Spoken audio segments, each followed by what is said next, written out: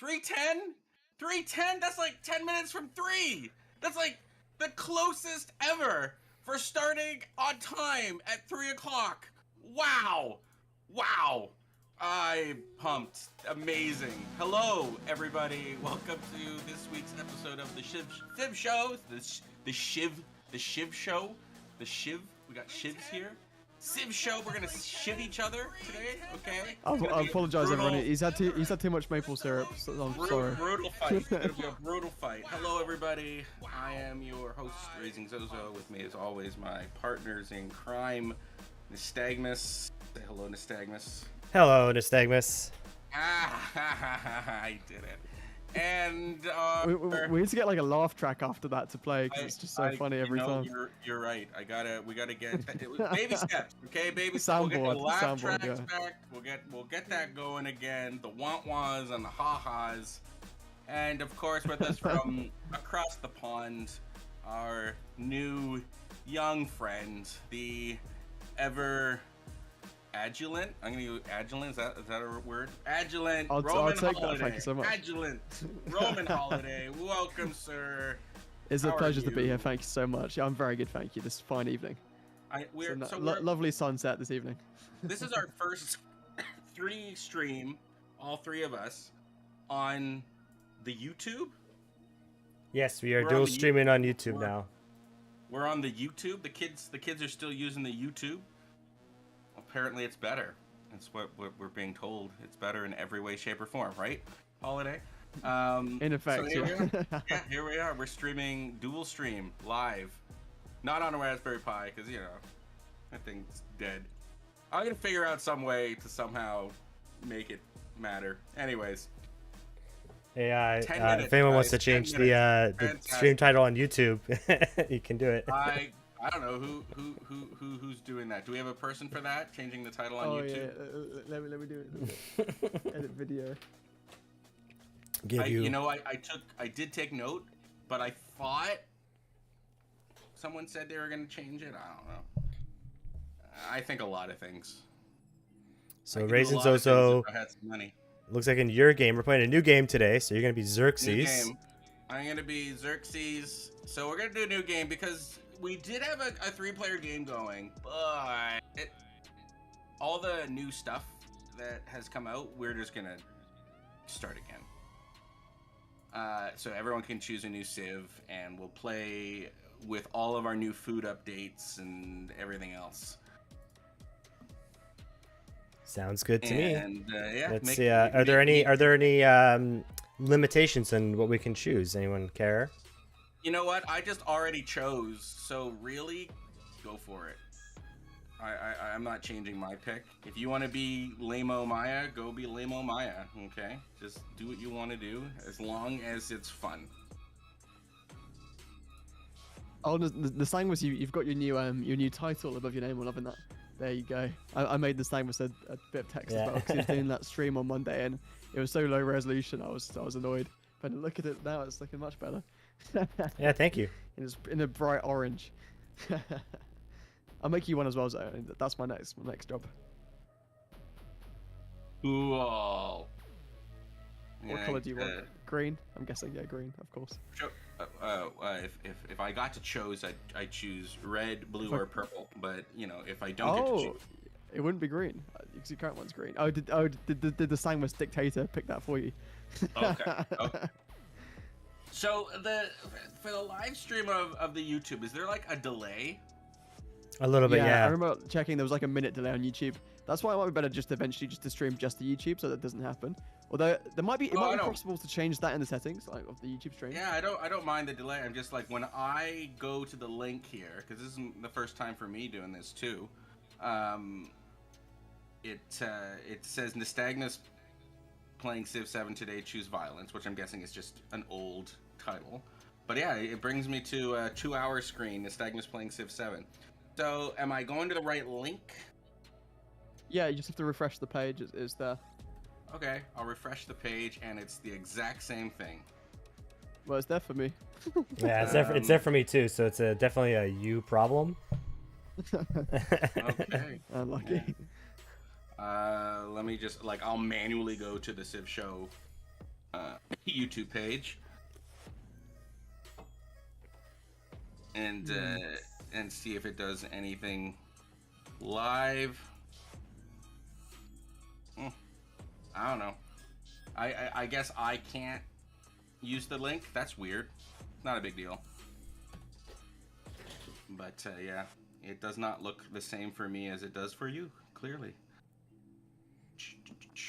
Well, either way, we started basically almost on time. We have Almost now on time. all 3 of our views. Now all we have to do is just fix the delay on YouTube. I think Civ Show moving at the same pace as the most efficient government of bureaucracies in terms of fixing our issues. I've chosen my Civ, so you guys just need to choose yours, and I'm gonna ready up because I'm ready to go, and I'm just gonna see if I don't know if for whatever reason if I can take a look to see if I can see us on YouTube. I don't know why it's not cooperating.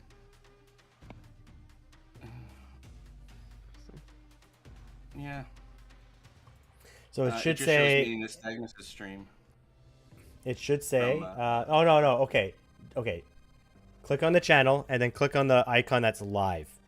That says live.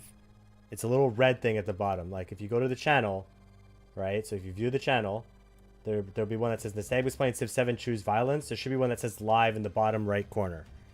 Choose that icon. Okay.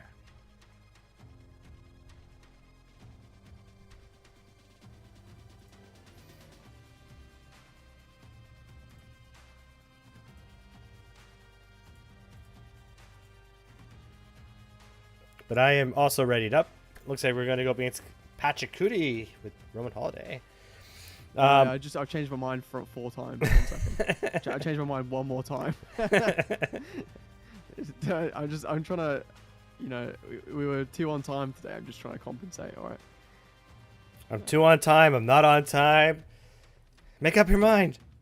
Okay. We're staying. We're going. We're staying. We're going. I had a great spot picked out there. If you can name the movie, I will give you a cookie. No, it was a funny quote. I have no idea what it means, Armageddon. but it was funny. Yeah. Armageddon, Steve Buscemi. Yep. I learn more about movies that I do on this show than I do anywhere else. We are connoisseurs of I finished the culture. I finished Severance the other day. Have you watched that? Severance. Yeah. It's a show. Yeah, it's not a movie, but it's a very good TV show that everyone's been going on about it, including all the Civ people. I've seen bits and pieces. It's the most ridiculous show I've ever watched. You got to go and watch it. And we're going to talk about it on the show because it's just so it's so disturbing, but it's such an interesting insight into corporate culture in some places. Just so soulless, and the corporation will do anything to throw you under the bus kind of thing. It's very interesting. Very cool. I'm surprised. Yeah, I'm surprised you guys hadn't watched it, to be honest. So very weird. There we go.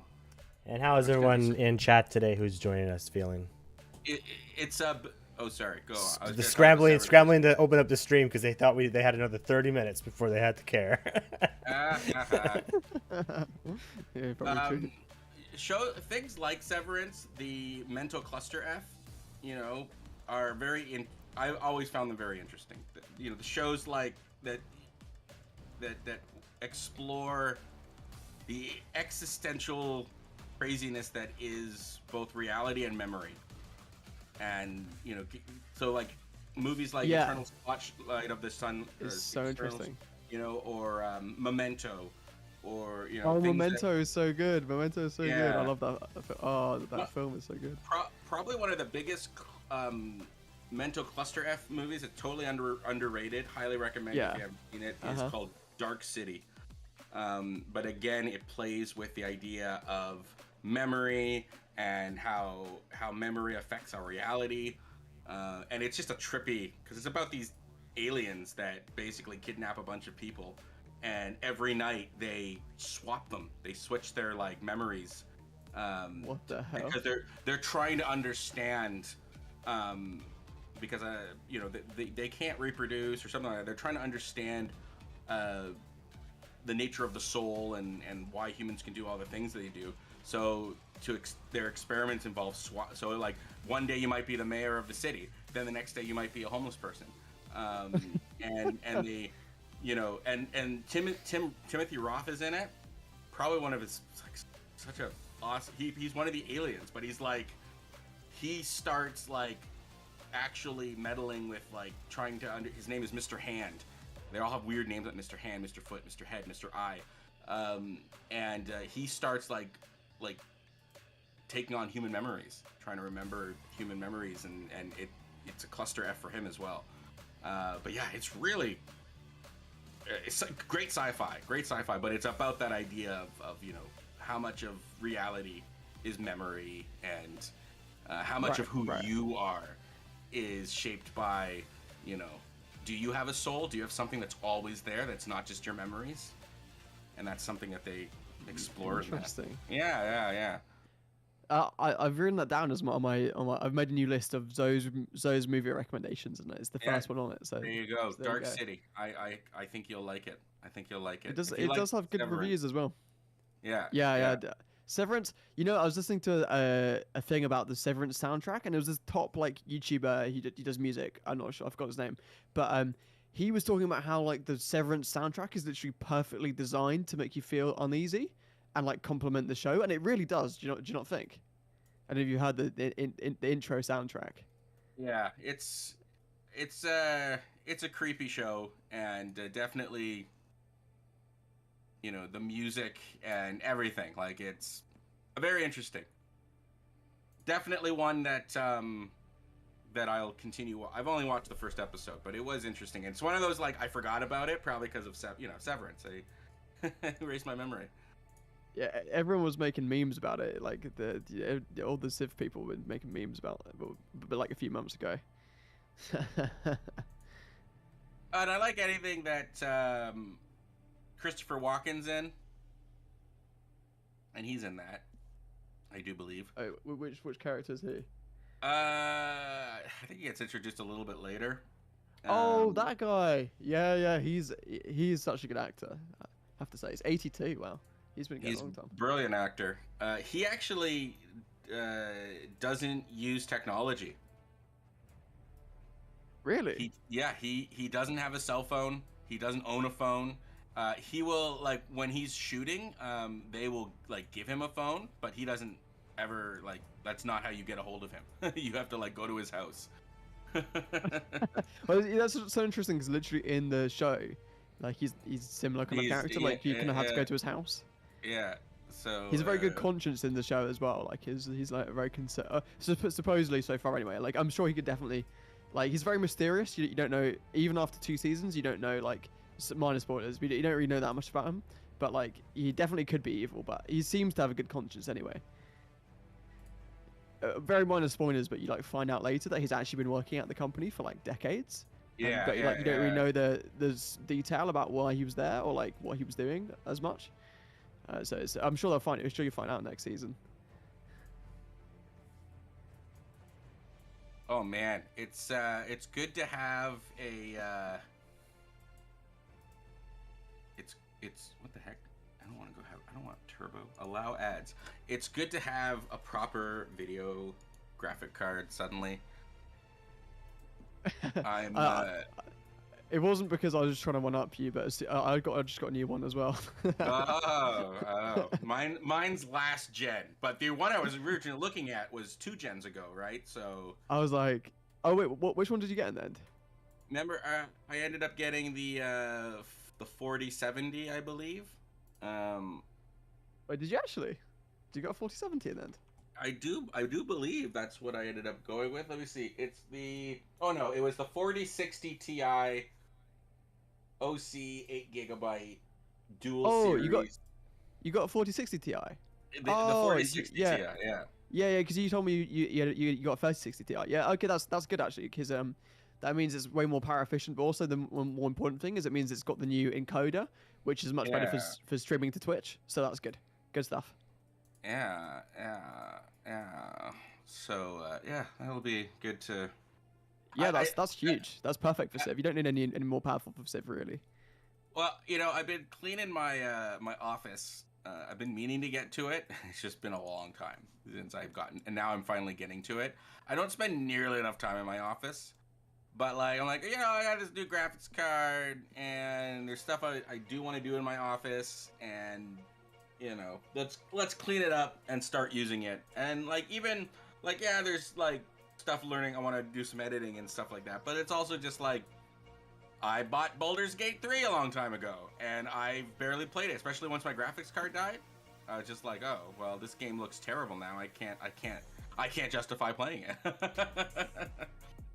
Yeah,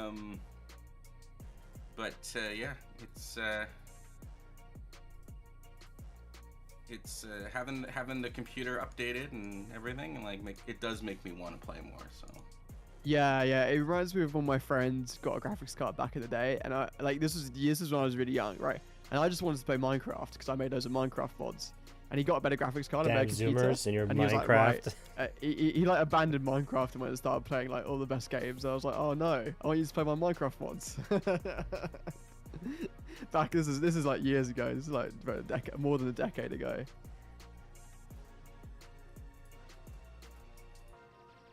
So is Baldur's Gate your priority game to play then?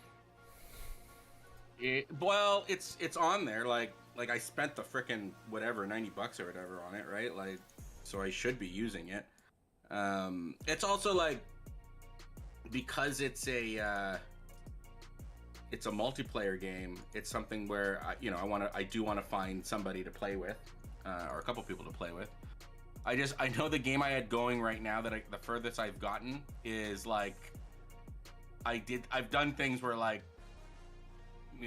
some people I've talked like, well, I didn't do it, like I've got the Githranki that you meet. I got her armor because I killed her. And it's like, wow, you got her armor? You don't want to kill her. Like, yeah, I killed her. I took her armor. Oh no. It was great armor. It's fantastic armor. Some half plate, way better than anything I had, and it looks great on me. Looks way better on me. But I like that. The choose your own adventure component of it. Chat's asking. Yeah, so you killed the puss. Are you playing on islands or small continents? Yeah, I was literally about to respond to you, chat. I saw that. Yeah, so we're playing on random continents. I don't know if you've seen my spawn, but it just like is the most horrendous spawn. Like chat's asking, are you playing on islands? Well, but I am. I'm playing on like the world's tiniest island. This is literally I had to change what I was researching to sailing because it's such a horrendous spawn. And no, we're playing on random continents. It's a mod that makes the map gen a bit more interesting. It splits up the map a bit, so there are still massive continents, but there also are small islands as well. And unfortunately, I've been messed over here by my own mod. And Valve Sierra says I need to know about RomanHoliday Minecraft mods. I have to find them. I haven't seen Val in a while.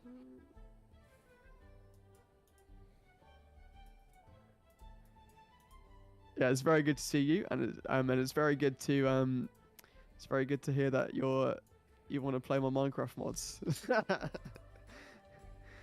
Oh dear. Let's get some more mangoes, maybe.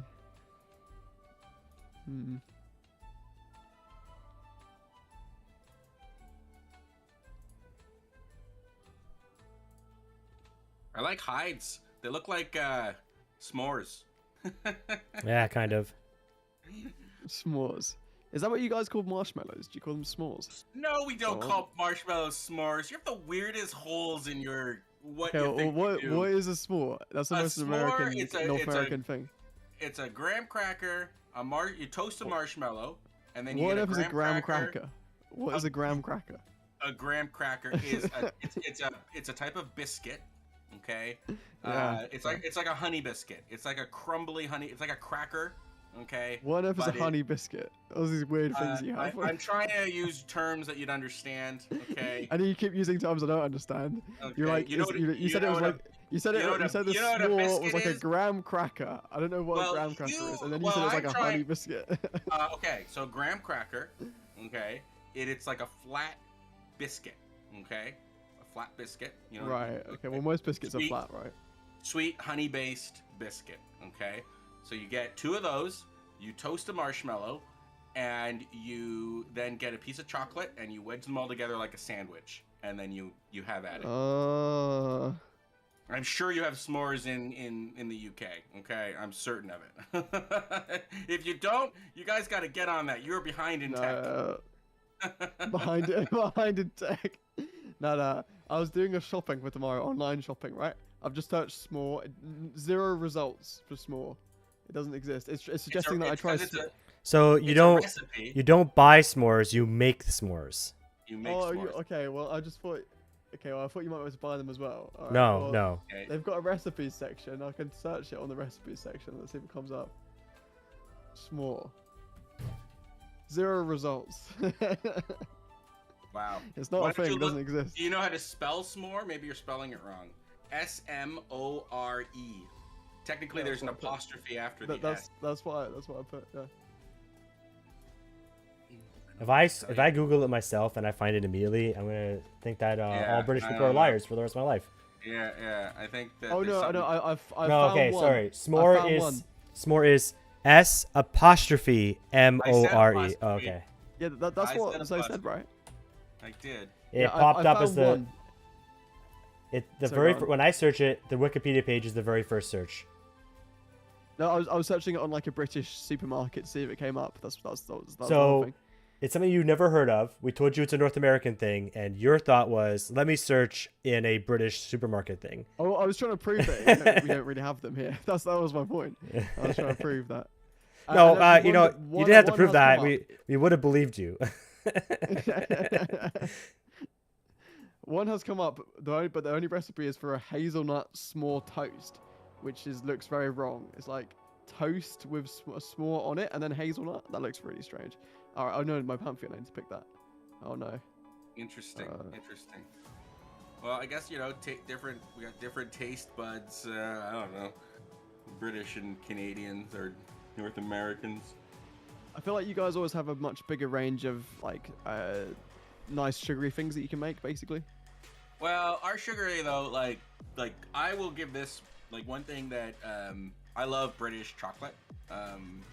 Yeah, American chocolate is so sugary, man. Yeah, wait, why are you saying that? The British candy's like famous in North America. Yeah, I love like, and it's different. Like Cadbury is different. Right. You get Cadbury because it's much richer, and better ingredients. And I remember in particular my nanny, which is what we called my grandmother. Whenever she went to England, she would bring me back like proper English flake chocolate, which was like just so good. It was so much better than what we call flake here in North America. There are actual though stores now, they're all over the place, that do sell like imported British Cadbury, really? especially. Yeah. Well, Cadbury got bought by the Americans, which is a bit sad. They kind of, degraded the quality since after post 2010. It's very sad. It got bought by Kraft Heinz. It ruined it. So sad. Damn bastards. No, especially now with chocolate, because cocoa and stuff goes up. With products, stuff like that cuts into your bottom line, so you have choices to make. Do you cut back on quality? Do you do you increase the price? People know that like with chocolate's already so damned expensive. Like you're paying for a chocolate bar in Canada, you're paying $2.50 probably Canadian. That's pretty expensive. So what they do is they just make the chocolate smaller and smaller and smaller. Yeah, it's shrinkflation, yeah. Shrinkflation, yeah. Like, great example, peanut butter cups. Peanut butter cups have slowly gotten smaller and smaller. And they used to be much larger when we were younger. That wasn't just because I was small. They were, in fact, larger. Well, that's another thing, right? There's another thing that we just don't have as much in the UK. Like, you guys, I remember going to New York. You guys have peanut butter everything. Here, we don't really, for chocolate stuff, like, you never really get peanut butter. Like some things, yeah, they've come over from America slowly, yeah. But like peanut butter, like stuff like Reese's, you don't really get that much. Chocolate and peanut butter, eh? They're like the best natural friends. Yeah, you just don't get as much here. Don't you know the great story of how it all came together? It was a horrible car crash, but What? You guys even have origin stories for your peanut Yeah. butter eggs? Well, What the- There, yeah, there is. There is Marketing basically, effort. there is basically an origin story for Reese peanut butter cups. Yeah, Yeah. it's pretty funny. That's crazy, man. I met Nystagmus. So internet says closest equivalent to graham cracker is a digestive biscuit, but they're a lot thinner and crispier. They've got a great snap. Toblerone. Someone mentioned Toblerone, which is awesome. Flapjack's asking how you guys liking Civ 7 so far. We got lots of opinions on Civ 7. We're still playing it. Who's this cheap viewers? Hey guys, you know we can get cheap viewers. You can get them cheap. I've always wanted cheap viewers, and they've always been too expensive. So I've always wanted someone to put in the chat with like Oh man, an extra special deal on the viewers. If only we could get like if we could get cheap viewers, I think Yeah, that would change think everything. we would change Oh, everything. my game just crashed. Oh my god, they were offended about the cheap viewer. Did comments. Nystagmus did Nystagmus No, crash out? no, it's not. It's trash. It's desync. Oh, My well, game just straight up just crashed. the YouTube froze for a second. So we still have a pause button, right? What? I thought we don't have a pause button. No, that doesn't So- exist yet. Yeah, and that's what I said. Oh, okay. There should be maybe there's a mod for it. I was I'm not like, sure I maybe can- this is Nystagmus from the Civ future, 7. and he's So got did it. we have an autosave to go back to? Because Roman I Holiday's can not in the just game re- anymore. I can just rejoin your game, right? So it's fine. Okay. Join game. I mean, it will mean the AI may have done my turn, but I don't really care. It's fine. Yeah, I'm joining. I'm Oh, joining. Another desync? I love it. Because That's weird. he's joining the game. Yeah, I'm joining. It's not desync. I'm joining the game. Oh, okay. I met a Civ. I don't know if it was holidays. Oh yeah, I Yeah, did meet it someone. is. I feared it might be you. Yeah, it is you. It is holidays. Oh dear. It's quite funny. I googled Civ 7 pause multiplayer mod. The second entry is from the 27th of March 2004, about something like asking how you can pause multiplayer. That must have was that from Civ 3 back then? Civ 4? Maybe. But that's probably because that's when multiplayer in Civ games was like in its infancy, right? Like not every Civ Exactly. game. Yeah, the guy's asking some basic stuff. He's like, "I've got a friend. How do we play the game together?" kind of thing.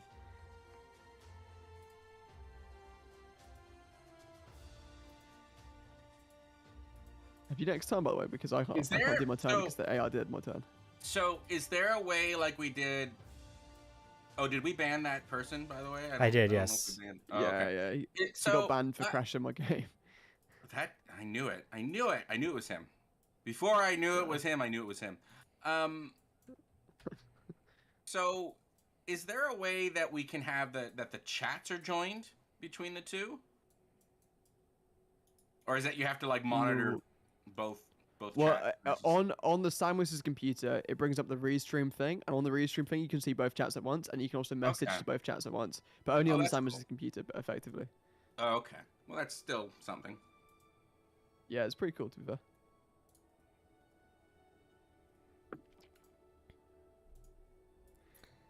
So Roman Holiday, how far away from you are you? From me are you? This is. Oh, I thought it was. Wait, sorry. I thought it was. I thought it was a Zoe I've met. I met you both. Oh no, I met you both. Oh no. Oh, I'm like right next to you. This is a terrible spawn. I've got no space, tiny island, but I'll try and make it work. Right, Well, let's see. you're the Maya, so no one has any. Unfortunately. The Maya got nerfed heavily. I Yeah. thought I'd try So the post nerf. What did they? So what did they do to him to fix him? So well, let me So, just do my turn. You just Flapjack tactics says- to make me not do my turn. So the most positive thing about Civ 7 so far is that we're still playing it. I saw that for Flapjack. Wow, that's a lot of D6 we've had today. You I made don't the know game if that desync as well. is that. Did you like, did you because- update your mods, Zoe? I did. Okay. Is it maybe like because What? Holiday's hosting, and even though we've got the parsec going, that maybe I should have hosted, being in the middle? No, now I'm not hosting anymore. Remember? No, I Oh, rejoined. okay. And also, I normally last week I hosted and we didn't get any desyncs. So Okay. Yeah, I don't know. Let's blame it on the mods. They were modding. Blame it on the mods running right now. Oh, did someone build my wonder? I was about to build that. I mean, One of you built my wonder. it could it was suddenly also the deity AI. It definitely was the deity AI. I mean, it could also 100% be was. the new update, right? We've been hearing that maybe the update has a little bit of instability issues. Oh wow. Don't worry, I'm sure we have a mod for that.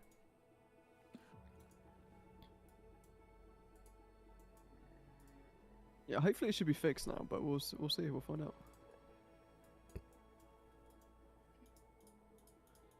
So I'm settling the second. Well, actually, it'll be almost. It's basically my second city, but in not as ideal location, but by lots of food resources. Just so it would, even though it's not as ideal location, I feel like it's a better space because there's so much food here. There's 2 fish, and a kaolin as well. I don't even know what kaolin is. Is it like salt or something? Kale? No, you know, like the thing that you mine. You have to quarry it. It's like the thing. It's the thing with like, it's white and red, and you have to quarry it. It's called colon. I don't even know what that is. I see that rubies is a thing now. Wow, +4 gold. That's freaking awesome. The new resources are insane. Like the part of like the resource system is so good. Like, and the new resources, new variety to it. It like unlocks a whole aspect to the system that was there before. Of like, before it was crazy. You would just get the same resources on every map. Now you only get some. So you have to really change your strategy depending on the map every single time, which is the spirit of Civ, right? That's how Civ 6 works. Right. So they are moving towards making it less on rails per se. Exactly. Yeah. I do like the resource system in this game, like where you can move them around cities and stuff, and also I do like, even though the trading system is a little bit of annoying still, like I just want them to I just want the UI for the trading system to be improved. But like the way it works when you trade with a city, you get the resources from that city. I think that's cool. Instead of like, I think that's a big upgrade from Civ 6. Yeah, I agree. Instead of like having to micromanage. No, you didn't. I gotta say something here. This is the coolest journal ever, and I've never seen this before. Okay. I wonder what went wrong. So it is capture the city with the associated wonder that I just lost, that I was 1 turn away from building. Really? That is awesome. That's so awesome. Cool. Sorry to interrupt you there, but I just my man's getting so excited. My jaw dropped. I was like, wow, that is so perfect. Look, all right. When you find out you have to attack the deity AI, it won't be as awesome. I'd rather attack the deity AI than one of my friends. So. All right. That is pretty cool.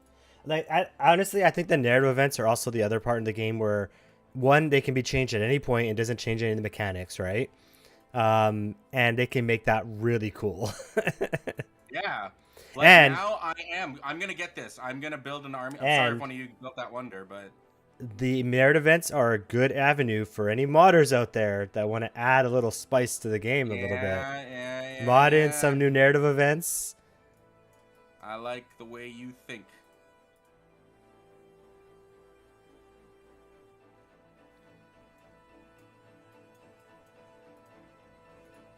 I still like navigable rivers. I don't care what anyone says. Well, I don't think anyone said that you're silly for liking navigable rivers. Yep. I don't think you are. No. There's not a single person that dislikes navigable rivers. This guy RomanHoliday thinks this guy RomanHoliday said I was stupid for liking navigable rivers. Wow. I literally did not. When did I say that? Well, what is this? When did I say this? I love navigable rivers. This is fake news, honestly. Can't believe you would say something so flagrantly wrong. Oh, I misclicked. No. I misclicked. Oh well. I like now how he's distracted. my favorite Wait, part wait, is refusing to Himiko talk about the topic. having 59 science. That is sick. That is like the greatest thing ever. Just AI deity things on any Civ. You play any Civ, that's what happens. Yeah, the AI has got better, and we are playing with my with the AI mod that me and Key made together. So it does improve the AI like a decent amount, especially at the end of the game where it actually can properly finish out the game pretty quickly. All right, thanks for all the deals everyone's sending me. I appreciate it. Don't you Let's like see. deals? Aren't you one of those deal lovers? So I'm gonna send you a research agreement. Are you hope you're having a favor to accept that, to support it. I mean, maybe.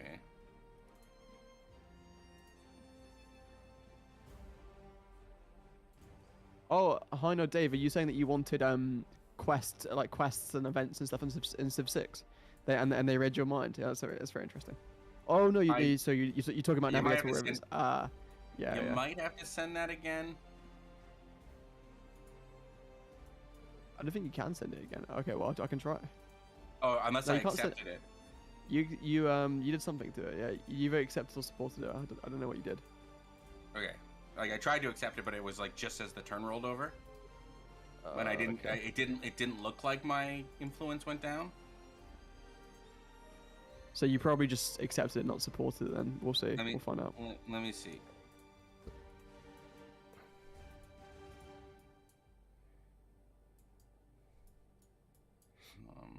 Okay, and this one, quarter, wonder. Okay.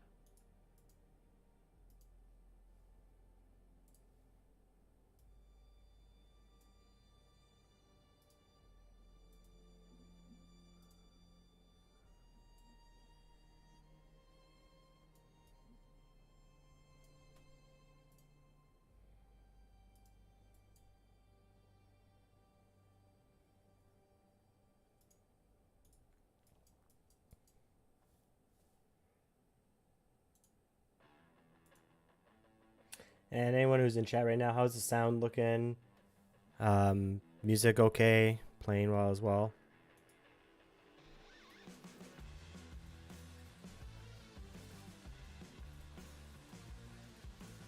I got some independent powers here deciding to ruin my life.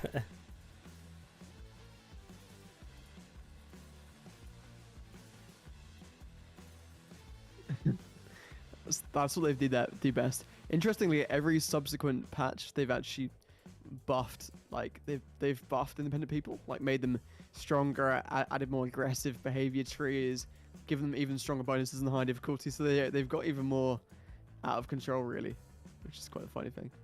Well, they're such a critical part of the game. The game's fun, I think, because they're little mini nations that can actually do something. I actually really do like that they basically mix barbarians and city-states into one. I think that's probably one of the really awesome features of this game. Well, yeah, how they can either be your friend or not, you know. Yeah. And do you want to know what something is really interesting? So like when they're hostile or neutral, they have a percentage chance of of attacking you. So it's not like 100% confirmed. It's not 100%. When they're hostile, they only have a 90% chance of killing you. Well, so the other thing though is just if they are aggressive, then you have an excuse to like build an army.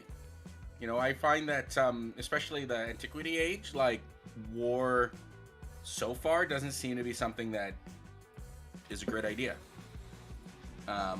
Unless you're forced into it because of a city-state. Oh, you're hearing the music now? Exactly, Excellent. yeah, like okay. this is a waste of your time otherwise. Thanks, Dave. Yeah, the music's still not working, I believe, like No, I said earlier. They said they can hear it now. Oh, Perfect. yeah, I hear it, yeah. That's why we ask. If I have to listen to it, then you all have to listen to it. I'm muting that. I'm turning that off immediately.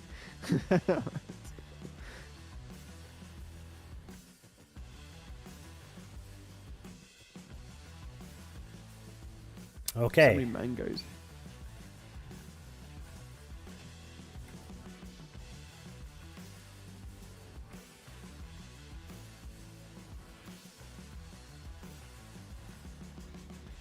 Okay. Okay, my coastal city wasn't in the trade network, and then I built a fishing key, and now it is. Okay. Game. Now I'm happy. And I'm going to say this to Frat. Anyone from Brax listening right now. When I turn on yields, please stop telling the game to turn off the yields. I want to keep the yields on. Like, no. Nobody plays with yields. They must be turned off. How dare you turn on the yields? Stop playing turn it off again. I don't want them to be turned off. I want the yields. Oh yeah, I forgot they actually changed it so when you enable the yields in the top right to always be on, it actually stays that way now. So let me just go and let me actually try and turn it on. Where is it? It's somewhere. System. Always show ribbon yields. Enable. Let's see if this actually works. Okay, no, it hasn't worked. Okay, I'm sure it'll work at some point. Please. Maybe I have to not be in the game, but that's sad. Pretty sure this is where I put my...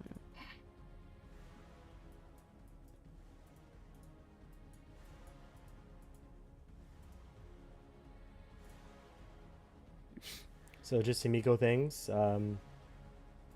Having tons of science and stuff. It's cool. It's cool. It's cool. I would have tons of science if Zoe had actually accepted my research agreement properly. I intended to, but it timed out. Oh, next time wait till next turn and it won't time out. You can just accept it next time. The timer, I think I actually miss the sound effect that the timer used to make. Unless it does, and maybe it's just I don't have the volume on. It makes a sound effect. I promise you. It does. Right. Because it panics me every turn. They've changed it. It used to start making a sound effect just before, like 10 seconds. Do you remember that Civ 6 sound effect? Like, duh. Yeah, duh, I love duh, that. And, yeah, I love that. Like, that it's was like, scary. I don't have time for this. But like, in Civ 7, it actually starts it. at 20 seconds. It starts at 20 seconds and it's like a ticking noise, like a kind of like a digital clock. Like, it's just a little warning. Oh, there you go, Zozo. Got some settler there. It's kind of cool.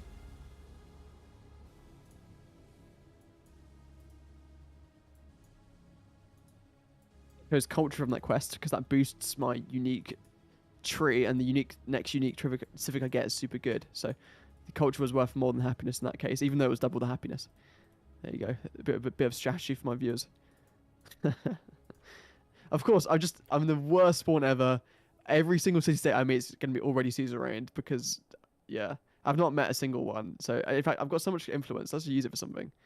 So, do you want a cultural exchange? Yeah, of course you do. Happy. Here you go.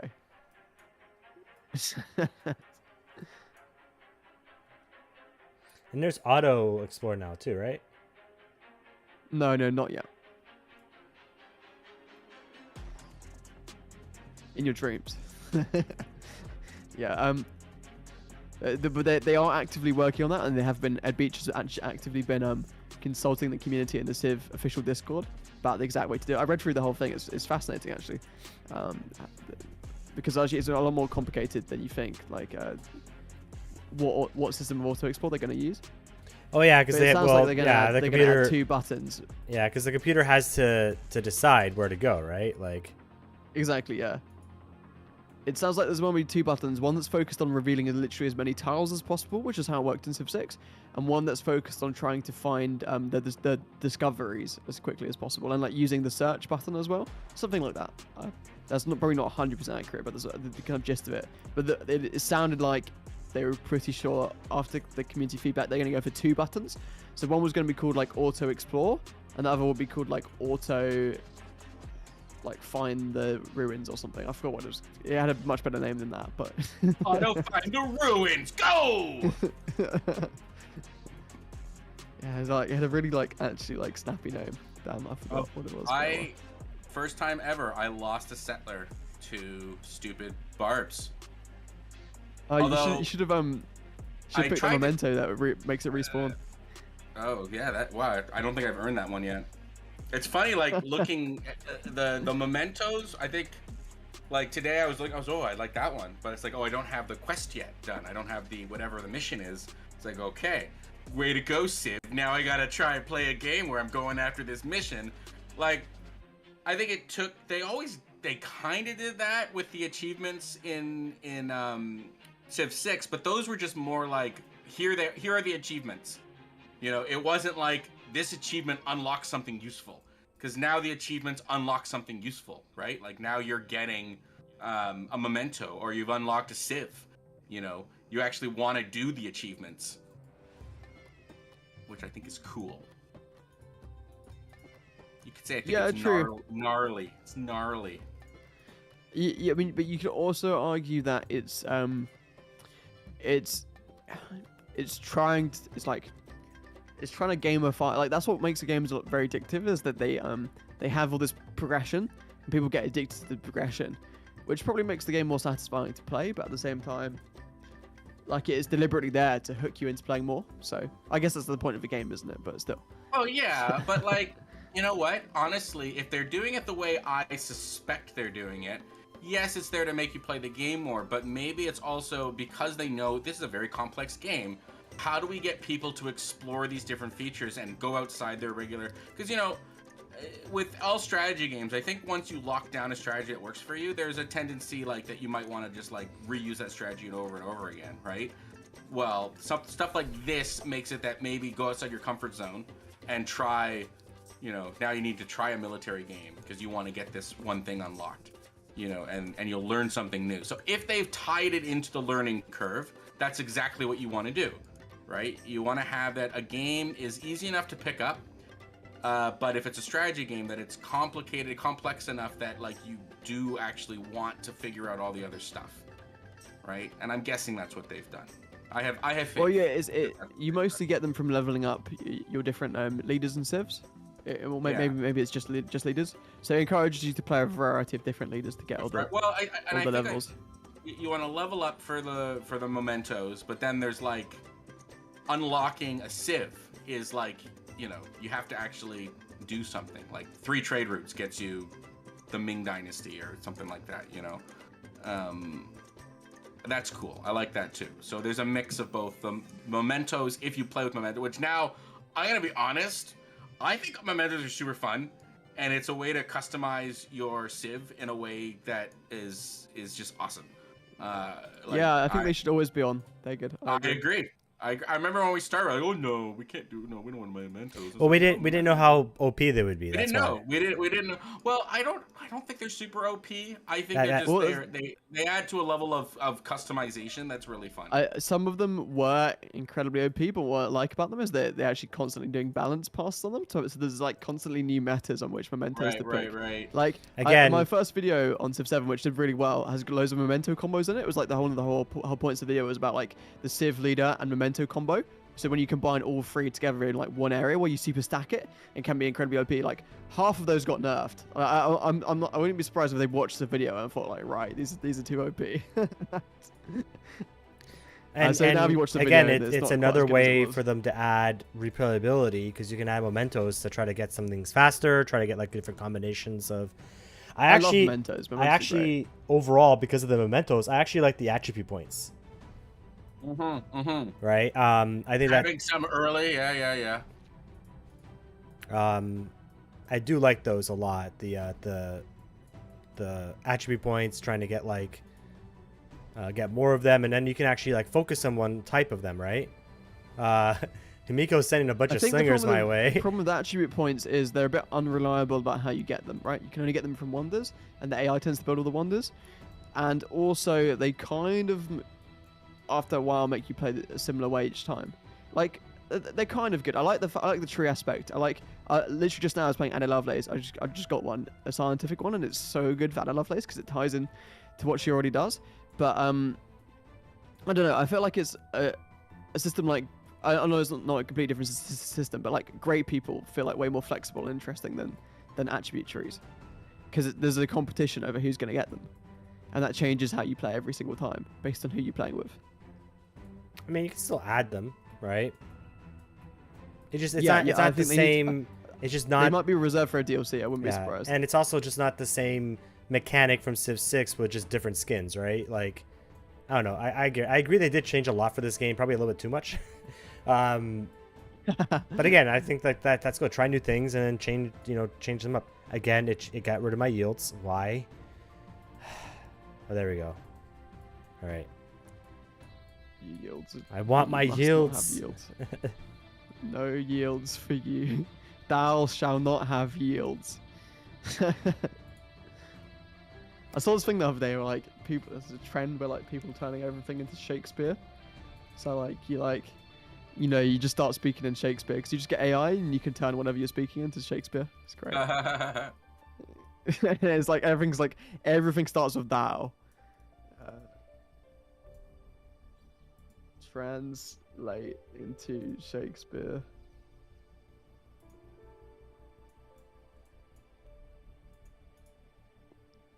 I also do like these little Let me the goodie huts.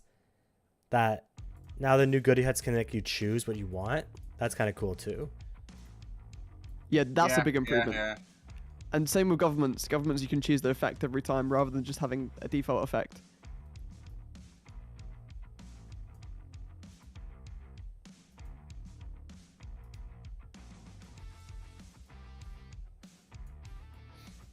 And I do like some of the there's some minor areas that make a big difference. Like, yeah, those minor choices make a big difference. So much better than Civ 6. I do also like the playoff of like having towns and cities and rural and urban districts. They just got to improve the knowing like which one is which, right? Like, Yeah. the only time that becomes really annoying is when you have a religion. That's when it becomes annoying. And that's only because it's not like clear, because you have to convert both a rural district and a urban one in order to convert a city. Yeah, exactly. Although they did make it so that can happen faster, right? You only need 2 charges to convert a city now, not like 1,000 if the city's like 20 people.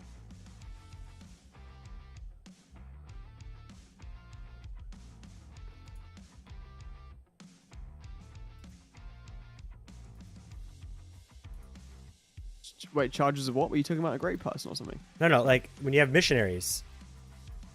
Oh, right. Yeah, yeah. I think the Yeah. thing about missionaries is that, like, I've heard that they're exactly the same every time. Like, it's not every time. Like, it's not affected by population, which I feel is a bit weird, and they could definitely fix that very quickly. Yeah, I think it should be affected by population. No. So how the way it works is, if the city doesn't have any religion, you can convert them in 1 charge. Right? So 1 charge and they'll be converted. If they're already converted to a religion, you have to convert both a rural district and an urban district to the religion. Okay. Yeah, basically you have to fully convert, you need to do one urban and 1 rural. Now, the one thing that they did change, which I think is a good move in the sense that it allows for, one of the most annoying things always was if you're on multiplayer, there was no point in going for religious victory because it would just be super easy to stop it, right? You just declare war on somebody. And now what they've made it is that you're not as enticed to like stop them, right? Because you don't care as much. If that makes sense. They're not as critical. Yeah, they're not as important. There shouldn't be a religious victory. I agree with that. Yeah, definitely. And so I'm sure they're working towards it. Give it time. I don't know. I religious victory, like, unless it's done differently in Civ 6, it feels like a mistake because it's so easy to counter it. Like, you don't even have to have religion. You just need to declare war and they all die, and like that's it. And then you it's not like other victories are so easy to count. Then you fix the Nah, Spanish it's the hardest and victory. make them the easiest to. It's notoriously the hardest victory to ever win, but in multiplayer anyway, because people always use religion to supplement another victory type, right? About religion victory is that, well, you can win by accident too, right? Like, religion's easy to win by accident. when people don't care, yeah, it does happen to my friends so many times. If you accidentally wipe out a Civ, you can have oops, or you can give somebody else the religious victory because now that Civ is out, their religion doesn't count. We've had games. That's also true. We've had games where it's like, no, you gave them no religious victory. What did you do? You fool. You are a fool. I know. Did someone build my wonder? Bruh. Oh no, I built it. Okay, good. It, I'm so happy. your attention to detail is... I'm just used to the AI building every single wonder. But it's because it's my unique wonder, so I get 50% production towards it and I get it earlier, so I'm not... I'm expected to build that, to be fair.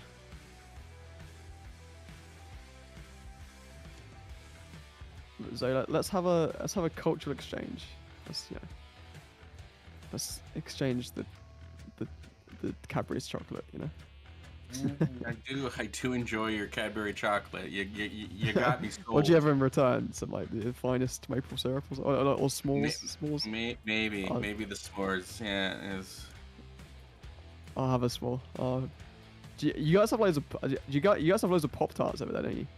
Yeah, So we have Pop-Tarts. you like love Pop Tarts for breakfast. We have Pop Tarts. I wouldn't say we love them per se. you have them every chance to have it for breakfast. Yes, you're right.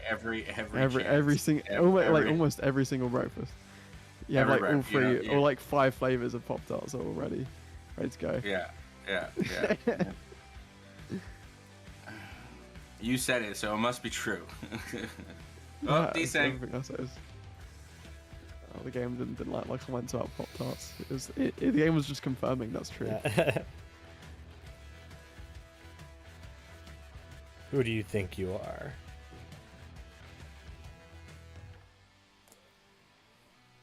Oh, we've doubled everybody today. We doubled the number of subscribers to our newfangled YouTube channel. That's crazy. Double. I know. Double. If you keep doing that every day, then we'll be like we'll have like 1 million viewers. Fantastic.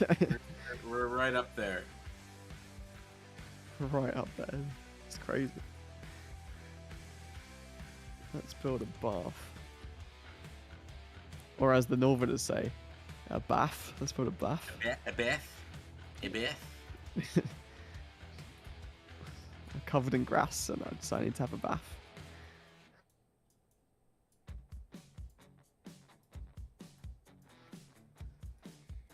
Hey, you know what? Honestly, you complain about that spawn. You're on an island, and you're probably gonna be closest to like the distant lands in the next era. So why don't you stop your complaining? Stop trying to sugarcoat it, all right? That's like saying, well, you only have a one-tile island, and you're gonna have no population and no momentum. I think that's hyperbolic. You might be able to catch up a tiny bit. I'm pretty sure it's hyperbolic if you saying that you only have a one-tile island. You said you had 2 cities on that island.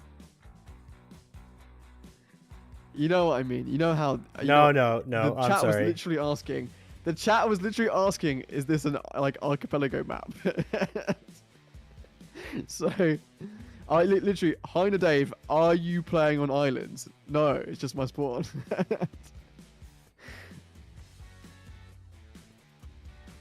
Cheers, hi to Dave, for like clarifying my bad spawn. I appreciate it. Hiding behind the viewers. How gutless. Hiding behind the viewers. I'm not doing that. No, I wouldn't do that. Me? Don't feed. Can't wait for them to bring back loyalty. Yeah, sure will. Loyalty is gonna be weird, because like that will be, I think, an expansion where it's like a paid expansion, because like now you're adding, I think it's gonna shift diplomacy and espionage will have like a huge revamp, and you likely will have an actual spy unit introduced that is more like able to do tactical stuff, but maybe like spend influence to do tactical stuff.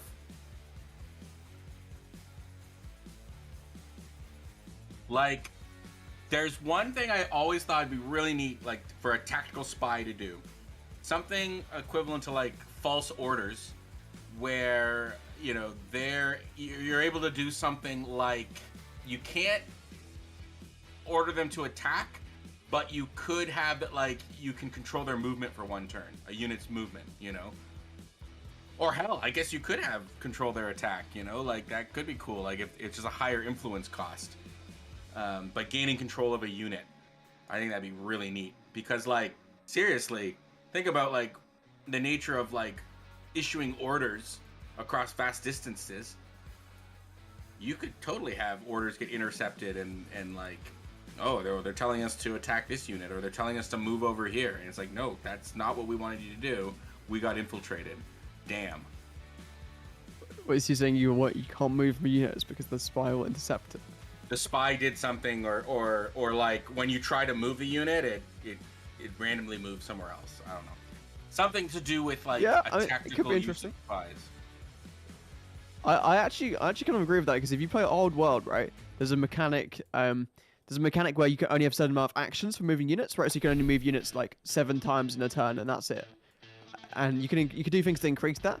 But I thought, wait a minute, what if there was like some kind of thing you could do to other people to like impose that limit on people, so they can only move 7 units a turn? You know? Right. Like, so I do a spy mission on you, and it goes like there's been a communication like breakdown, like the spy's blown up all the communication network or something. So you can only move 6 units a turn for 5 turns or something. Like that would be a very interesting nerf.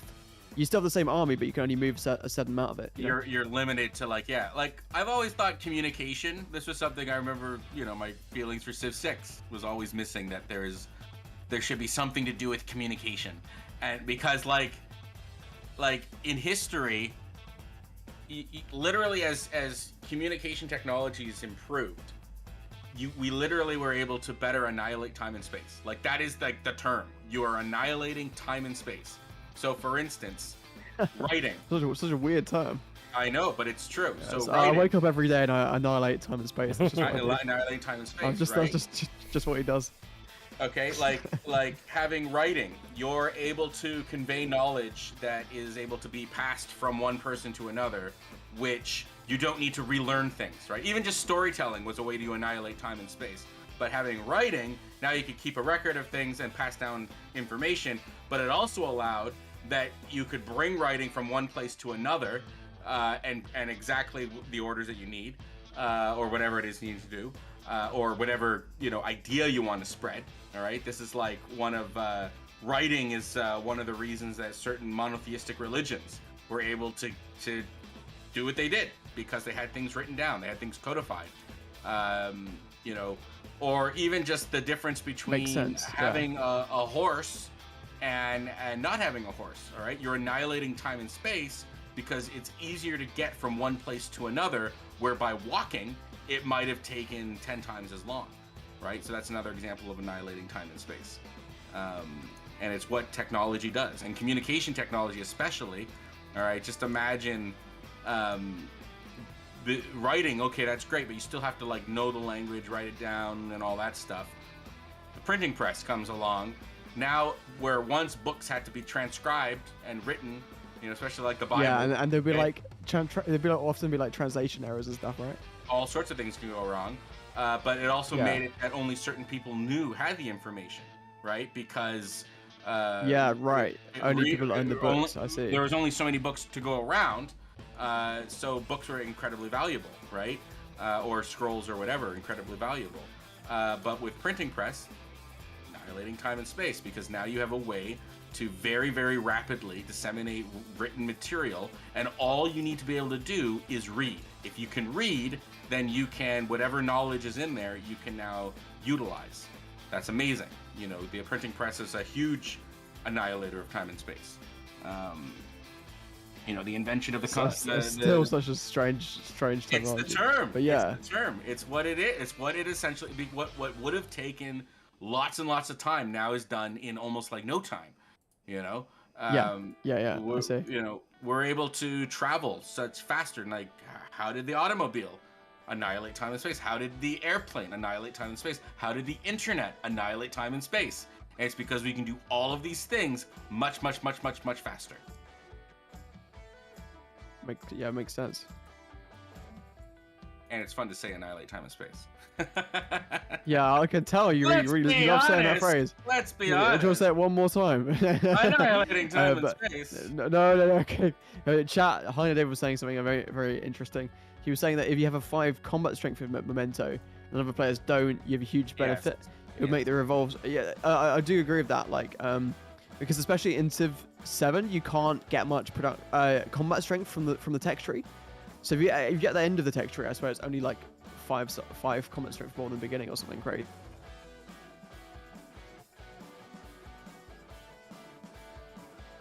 So like, okay, Horseman tier 3. That's probably the strongest unit. Horseman tier 3 is 35 melee, right? At the start of the tree is the very most basic unit. What is the most basic unit? Or we'll just compare it to the middle of the tree, fine. Spearman.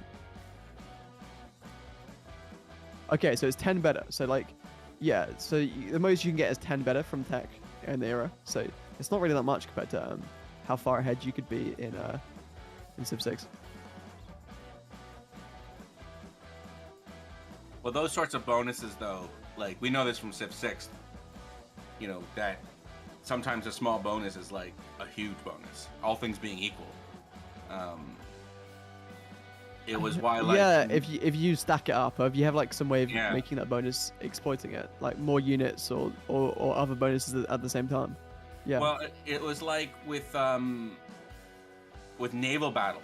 Because there's so few bonuses that affect naval battle, you know, in hindsight, if you can even give a +3, it can make a really big difference. Because, you know, I have this +3, you don't, so all things, and I think naval fights in Civ 6 were like a really great example of all things being equal, because that little bonus set you apart from like the barbarians. You know, if you had just like a +5 to the barbarian boat that had nothing, your boat was going to win that fight, and then it would level up faster and all that stuff. Like, that stuff mattered. Just teeny tiny bonuses. You could say teeny tiny bonuses annihilate time and space. No. No, get out of here. Go back and eat your graham crackers or whatever you eat over there. My graham crackers. Yeah. What the hell? I still don't know what that is. Graham cracker. Does it physically weigh 1 gram? No. Spelt differently. Oh, what? How's it spelled? Graham is spelt with an H in there. Graham cracker. What? Yeah, it's not I thought spelled. I thought you were talking about like some like low calorie crackers you have over there. No. Graham crackers are like loaded with sugar. Okay, they're probably not good for you. Oh, it's spelled Graham cracker. Graham, yeah. It originated in the United States. It's a sweet flavored cracker made out of graham flour or something like that. Yeah, it's made out of graham flour. It's like a honey based, might be even honey and corn. I don't know what the flour is. I'm guessing it's normal flour. Might be corn though. A corn based flour. No, it's made with ground flour, which is a type of coarse ground flour of whole wheat named after Sylvester Graham. Sylvester Graham. The more you know. He named the flour after himself. Madness. It was like a Severance thing to do with it. In Severance, I was going on about Kia. Praise Kia. Trust Kia. It's very creepy. Kia's the guy that founded it all, but he's a very mysterious figure. In Kia we trust. In Kia we trust. But yeah, I mean, that's the quite interesting thing is like what Severance is exploring there is exploring like these kind of strange devotions and people have to some things, like how it can really like really manipulate you. Like these people who like you find out that there are some like people who've like been raised from like childbirth to like believe all the weird Kier stuff and like believe that Kier is like the overarching god and stuff like that. They have like shrines of Kier and stuff, and you're like, what the hell is this? People can really be manipulated by that, I guess. Oh well, this is the existential, you know, epistemology, right? Epistemology is the study of, well, what do we know? Like, how do we know this to be true?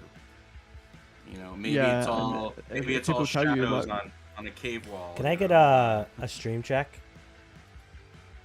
Yeah, just tell me how the quality of the stream is doing. Like, I'm getting some weird like delays with the video and everything. No problemo.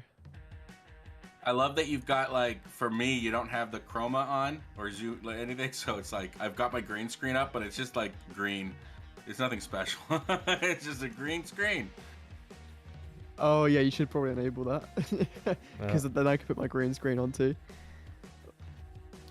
I mean, yeah, I try to do that as Barnet well Conley at some says point, Stuart but Little I got bonuses. rid of my green screen broke, right? So.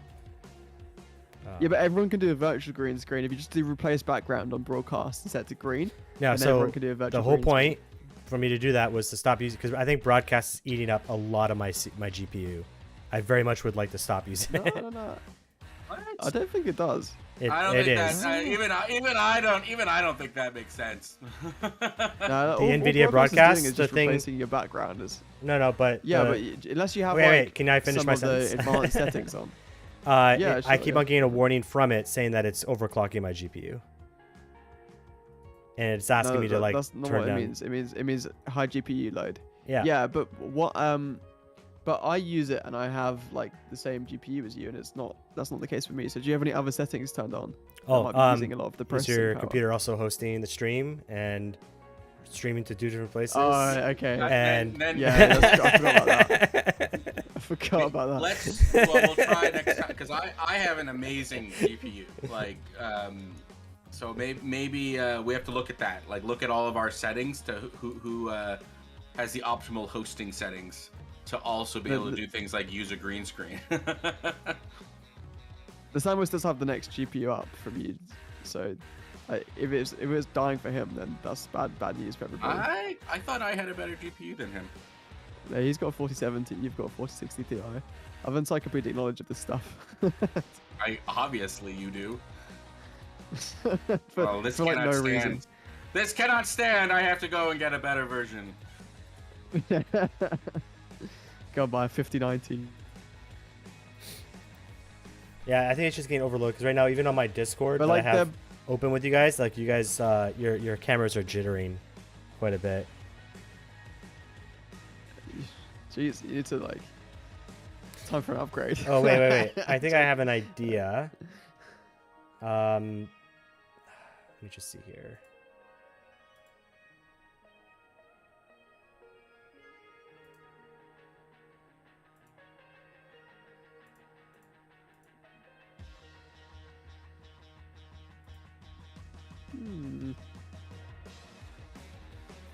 Okay, because for me, I'm using my camera to actually broadcast, not the Discord video. So if I turn off the video on mine, it will free up some.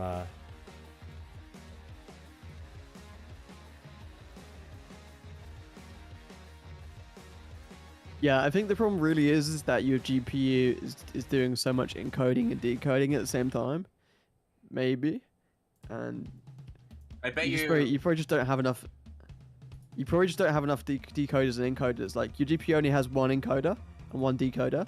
You probably need like 2 of each rather than 1 of each if you're doing that many streams at once. I bet you there's a Raspberry Pi solution. There may well actually be. No. Just having an extra. Look, set if of, the Samus's encoding GPU, which is processing- like incredibly powerful, can't handle it, a Raspberry Pi Yeah, that has but like it's- 1/20th of but the it's- processing power, it's not gonna be able to do it. But it's like if there's something that's taking away from his processing power that the Raspberry Pi could do on its own. Yeah, I bet you there is. Right. I bet you there is. I bet you. I bet you if. I bet you. I Please. bet you. I bet you. I bet you. I bet you if I had the wording of the Yeah. exact problem, I could show you how the Raspberry Pi Oh. could provide a solution. When that happens, Okay. then we can Write it down. talk. Write it down. Send it to me. Write it down. Send it to me. The exact problem that we're facing, and then I will look into how Raspberry Pi can solve it. What is this new flax? That's interesting. Hey, no, actually, that what I just did is actually helping. It's What did you do? So Did you turn on the Raspberry Pi? If you mention the Raspberry Pi one more time, I will literally fly over there. Yeah, please do. So what happened is maybe this is my fault too. When I'm broadcasting my camera, I'm actually using my camera as the input, as opposed to like screen sharing on Discord. So I turned Okay. off my camera on Discord. So maybe that it will free up a little bit, because like you guys were shuttering on my Discord. Oh, so you mean that you were sharing it to Discord and then inputting it from Discord? Yeah. So you removed that extra step. Okay. Yeah, might make a difference. Yeah.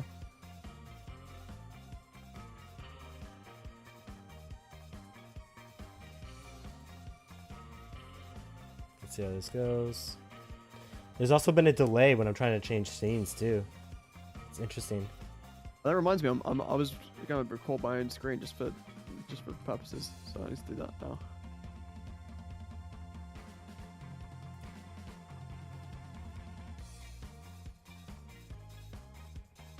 Yeah, okay, now it's better. Okay.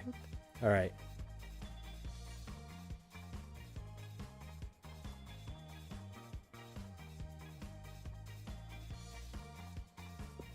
Record, there we go. Oh, no. Bad. Oh no, my turn.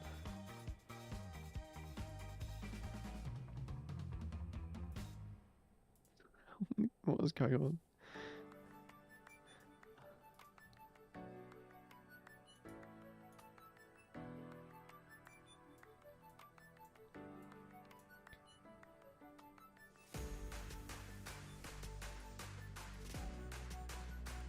Me and Himiko in a science race. She has 104. I have 105.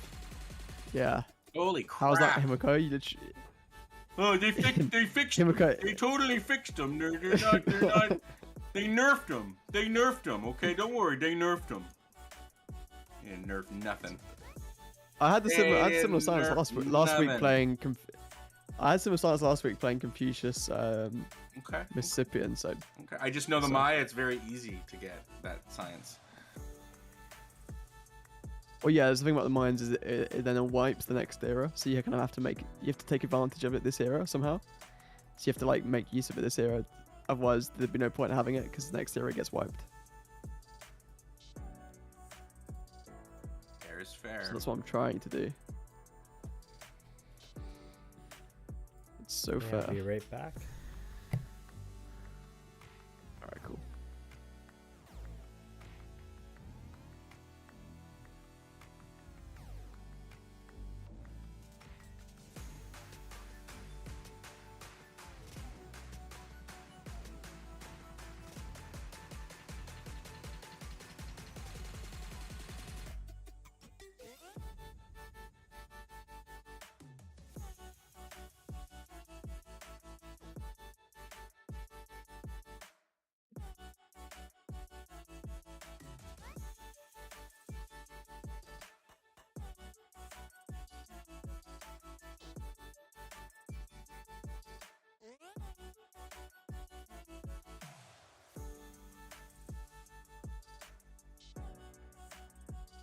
I'm gonna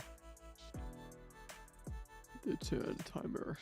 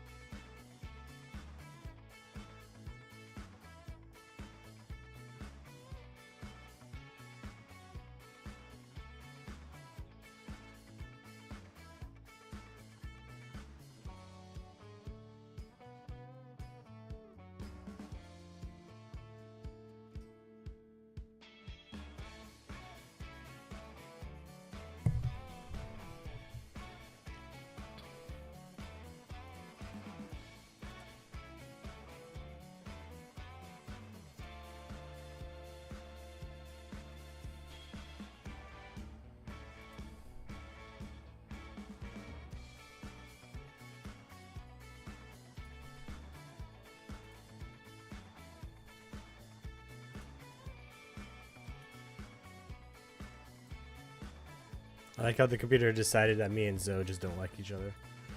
Like in real life. Just like in real life. That would make sense, yeah. Makes a whole lot of sense. 110 science for Ada Lovelace. Nice. Cheers. Well, it makes sense. Your leader and your Also, my name Civ are science focused, right? Yeah. I thought I'd have to try the British combo at some point, you know. See how it works. Well, half British. The near British combo. So yeah, to make that a city.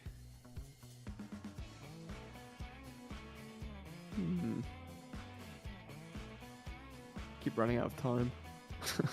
You're the one who always wanted a term timer. No, yeah, it's Seems important. like it's a very you important. problem. We did. Do you need to make a compilation of every time you've said that? Like a. Yeah, honestly, if you made that into a YouTube video, I think that would do quite well. Like a YouTube short, that'll be a good YouTube short. Sounds like You a you start problem. writing down. I'm gonna start writing them down. You have to start at some point. But the thing is, Twitch doesn't have like a timestamp. Like, interesting.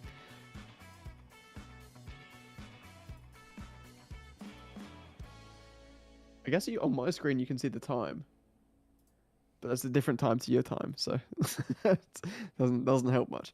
On YouTube, there's a timestamp. Not really. How do I timestamp stuff? So sad. Clip. Oh. See if that works.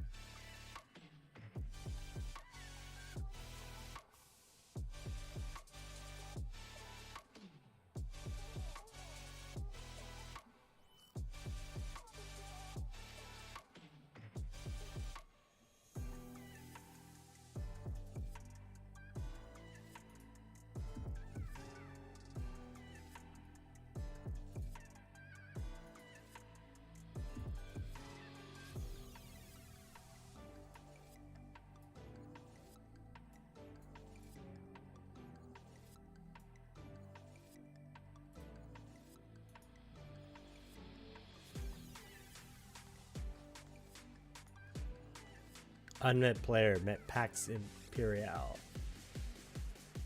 Interesting. I am not doing so great this game. Oh well.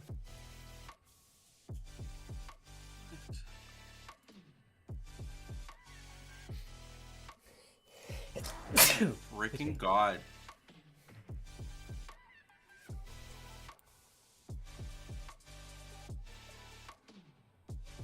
This one freaking boat came in and did so much damage to me. Oh my God.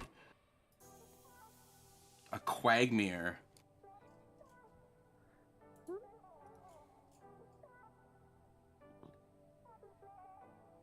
So last week we had Sassy complaining about boats not being good enough, and then you have this week No, you yeah, complaining about the boat boats just being came good in enough. and it like annihilated my army. And I've been shooting Last at it. week Sassy 4 turns I've been was saying shooting that- at this boat. Last week Sassy was saying that boats don't do enough damage to land units, so No. so yeah, that's what I was saying. Every week someone comes and says the opposite. I had a Yep. friend saying the boats were too OP, and he would agree with you. He'd agree with you. Yeah, that's not well. That took out a commander that was at above half strength. One shot took out a commander.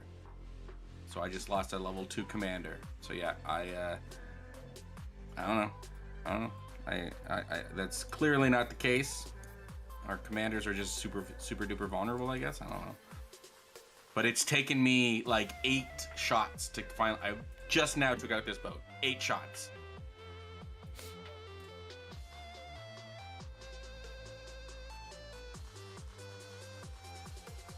What is this doing? stop whatever that is.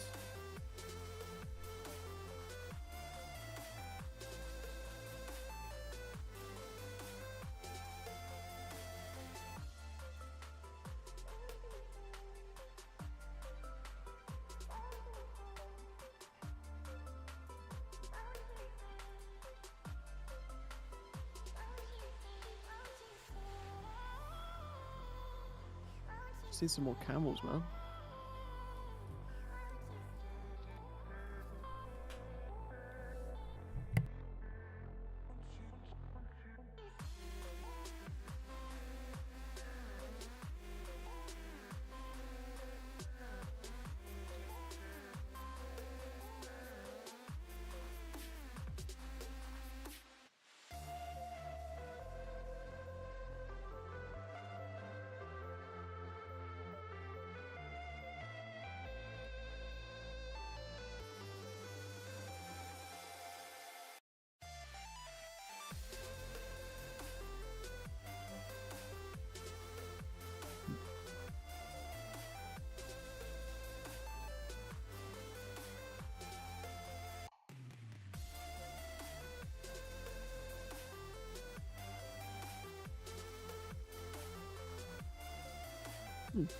Nice.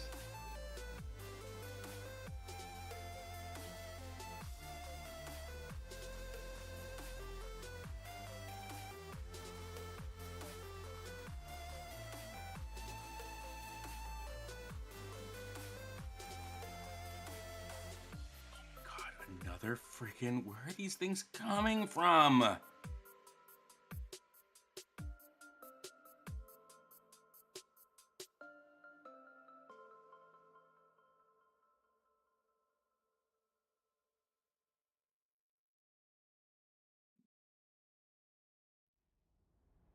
Getting trade routes are screwing me over right now, and wherever these boats are coming from is screwing me over as well.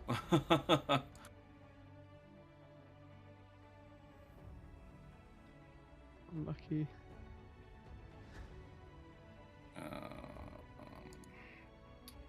Yeah, I just don't. I'm out of range for trade routes, for every trade route. So hugging the coast is not good when you're wanting trade routes.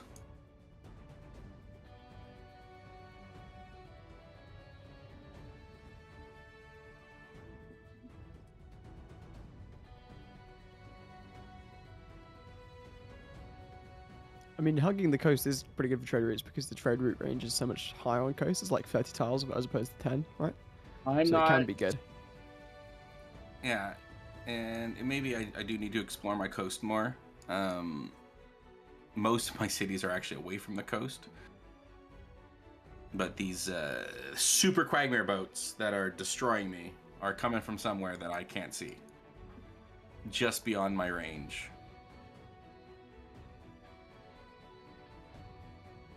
Wasted way too much time taking out that boat.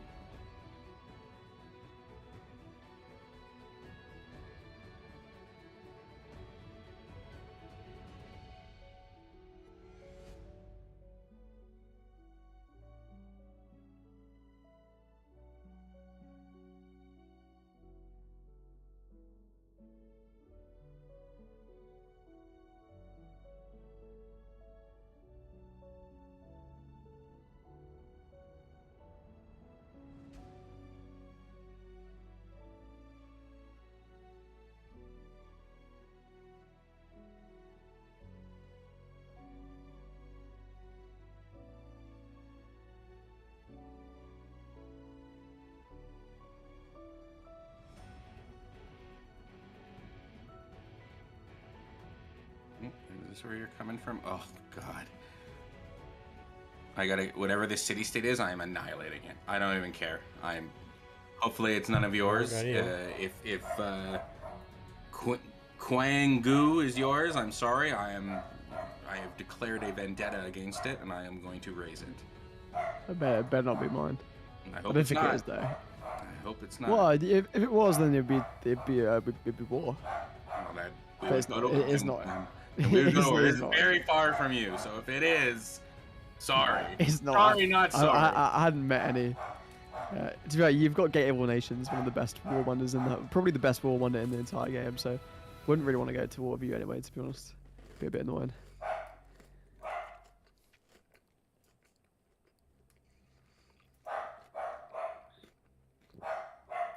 Yeah, this game has a lot of strengths, but I just think they need to improve the aspects where you compete with other people, because I think those are what are so replayable.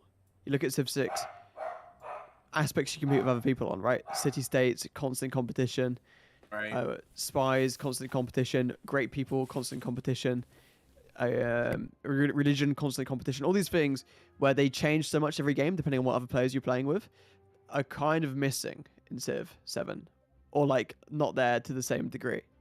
And Right. maybe they're saving them for expansions, but yeah. Yeah, get the base game, I guess, good enough. But yeah. Those For me, those it really little feels like they're missing great people. Like great people I miss so much. Those bonuses that are available once, only one person can get them, and everyone's competing for them. So interesting.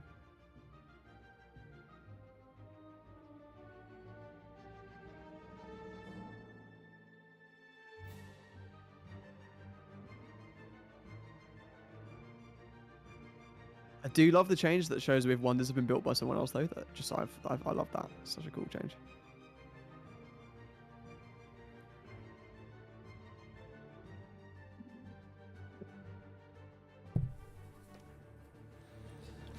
Yeah, it's that's good. You don't have to waste like time on a research that you don't want or don't need. Exactly, yeah. Especially because the whole cultural tree is basically about wonders, basically, and the whole victory is about wonders. So obviously, it's very important whether it's been built or not.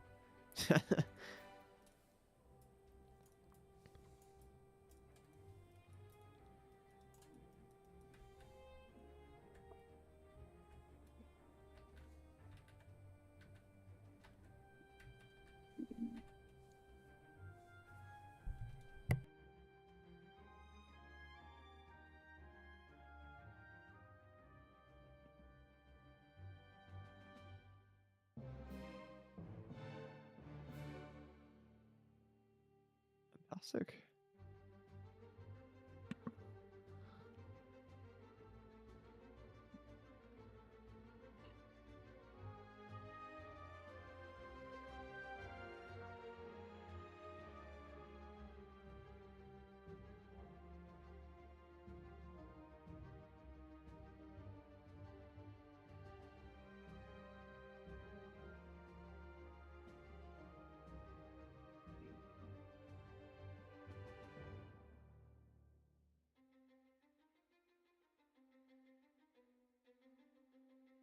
you tell them, dog. You tell the world.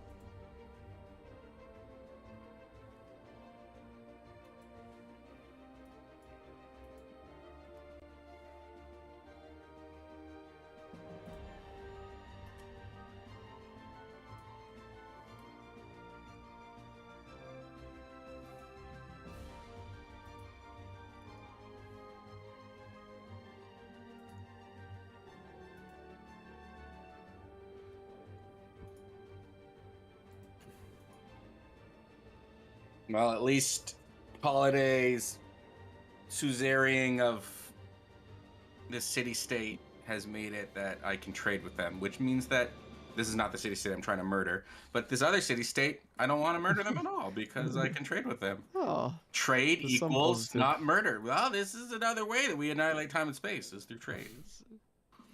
Yeah. See, I'm just remember a bringer of love and trade and peace to everybody. Love, trade, peace. Should be grateful. Yep. Yeah.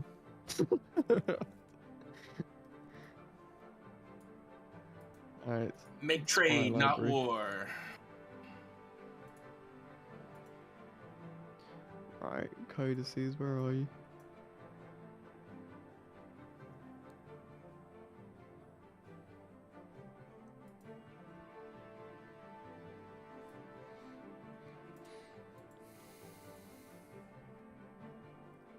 I need to save up some money. Right.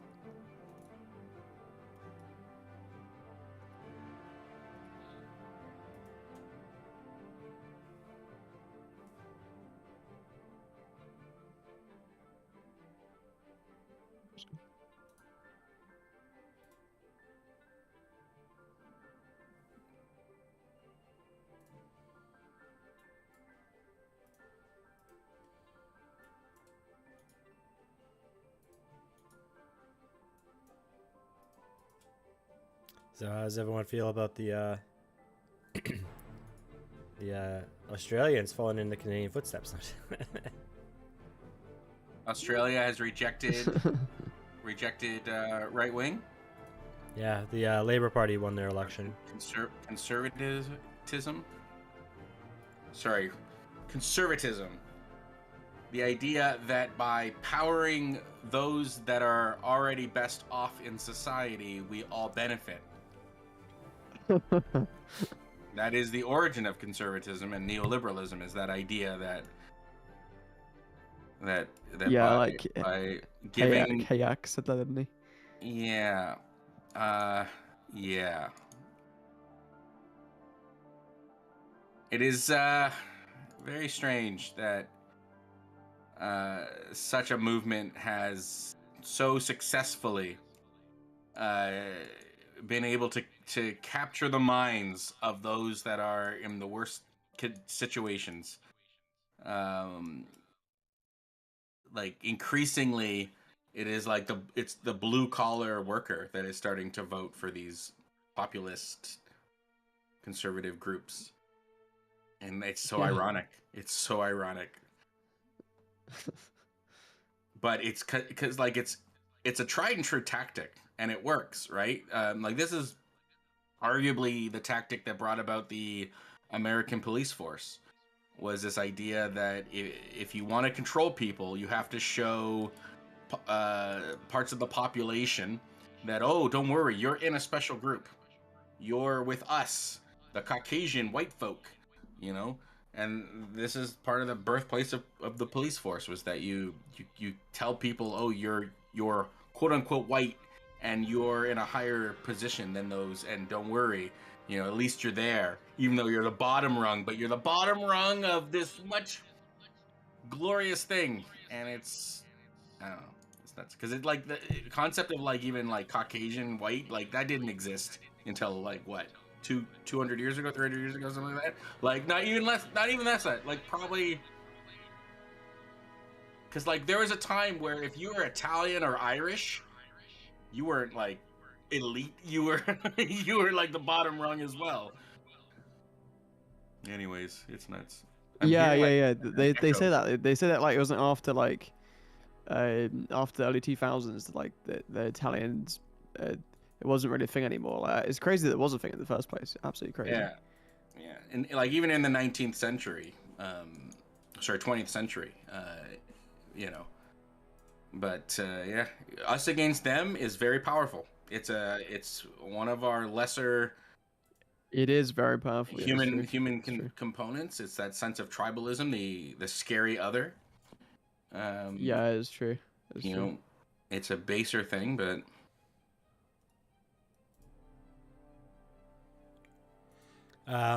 some of the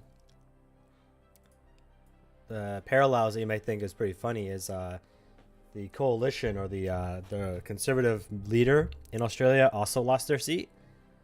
Oh, okay, interesting.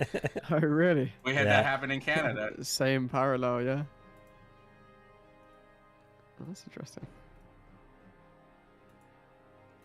Except Labour did win a majority government, though, unlike the Canadian Liberals. Well, it's almost a majority government. Like, it might as well. It's like a very powerful minority government. That it might as well be. That our Liberals won. I think what they need, they have 168, so that's 4 off. That's a lot of options for you. You can go to any one of the 3 parties. In Canada, we just had that our progressive party, the NDP, they got clobbered. They're not even an official party now, so like they're not wanting an election.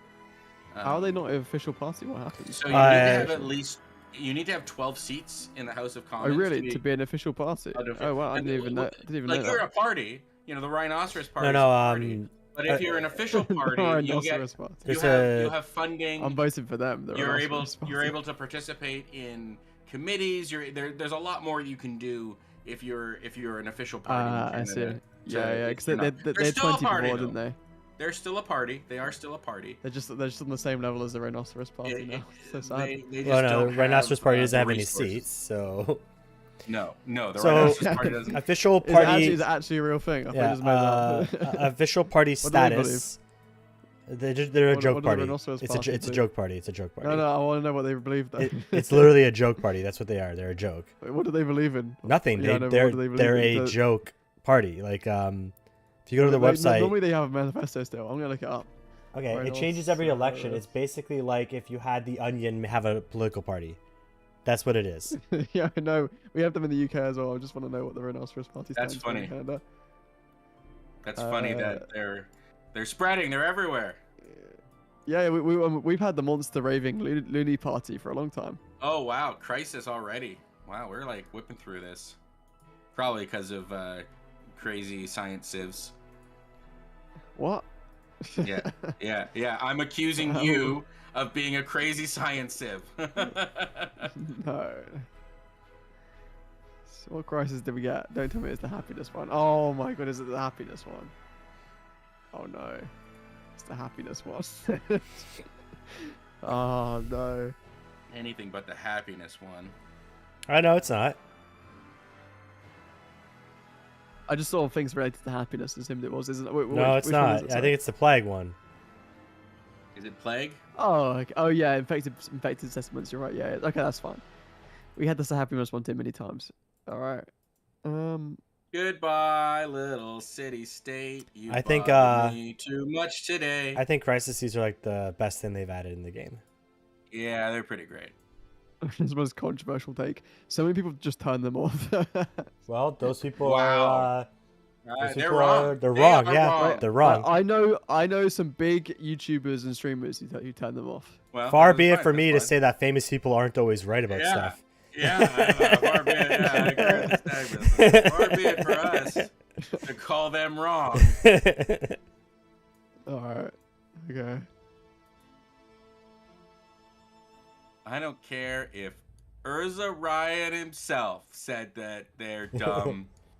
Okay, and I love Urza Ryan. Okay. Are you calling me? You're slurring his name. No, I don't know his opinion on it. We'll have to have him on the show and be like, Urza, what's your opinion? No, I meant you physically just saying the in his name for a long period of time. Oh, only I doubt. And in the end, you know, I don't have to agree with everything Urza Ryan says. I just want to because he has that sort of voice that kind of hypnotizes you, and you're just like, yes. Yeah, it's country. Yes, please. Yes, I agree with you. It's that line from American Dad. You sound smart like Hugh Grant the actor, but you're stupid like Hugh Grant the person. Is Hugh Grant actually stupid? I suppose he's actually quite a smart guy. I don't know. I think it's just random stuff to help the. I think it's just because he has like the quintessential posh British accent. Right? Like yeah, he really does. What is that like Southern London? What's the posh British accent? It's something London, right? One part of London, because you people got different accents for like different parts of the city. You have different accents. Like what? What's going on? You know they have that in North America too, right? There is a difference between Queens you know what? and Brooklyn. For how close these places are in England, it's amazing. It's amazing, these different dialects. I mean, but it happens in New York City. It's almost like we've lived here for thousands of years. I guess when the language been in a place for a while. but it's also happened in New York City, right? Fair. Queens and Brooklyn have different accents. That's so funny. I didn't even know that. It's becoming less. It's becoming less prevalent, not 100%. But Brooklyn is kind of like a broken Italian accent, kind of. Boston has. Brooklyn. I'm walking here. that kind of. Yeah. Hey, I'm walking here. I'm walking in such a Boston classic. has its own When I went to New accent. York, everyone just kept saying that. Boston, the Boston was that? accent. Canada's the same way. Like Boston. people from like the Atlantic provinces sound different Boston Marathon. than the Yeah. Quebecois or Central Canadians or Western Canadians. Like even just- my partner said that like when she first met me, I had like a really thick Canadian accent, and now I don't have as much of one anymore. Yeah, I've gotten that from. So sad. I've got apparently a thick Ontario accent that you know, Accent. like my name Raising Zozo. I had this conversation with Vincent from Fraxis Games, who used to be in Fraxis Games. He did not understand what I was trying to say. Raising Zozo. He could not hear my Z. He could not hear my Z. He always thought that my name was Raging Zozo. And even like sitting beside, like right beside me, is like I cannot understand what you're trying to say. Zebra raising. And no, I guess So, raising for- Zozo. For the stream as well, I think one thing we have to do for next time is, for like RomanHoliday, for example, you're at like 1440. I think it's just way too high of a resolution for me to stream.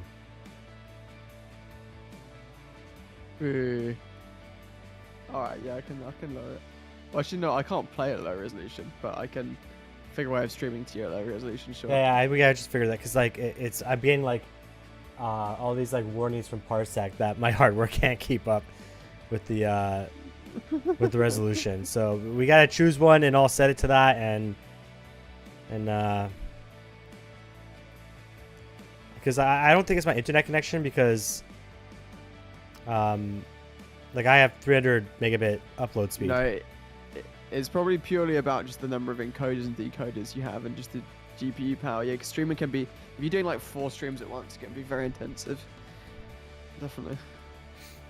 Like heating my house with the with my computer right now. That's what they always talk about, like streaming PCs. You know, like you have like some people have separate, a whole entire separate powerful computers for streaming, or like they have one computer. You normally get one with like double the number of cores and like twice as good GPU, just so it can handle the stream at the same time as the game. That's the thing.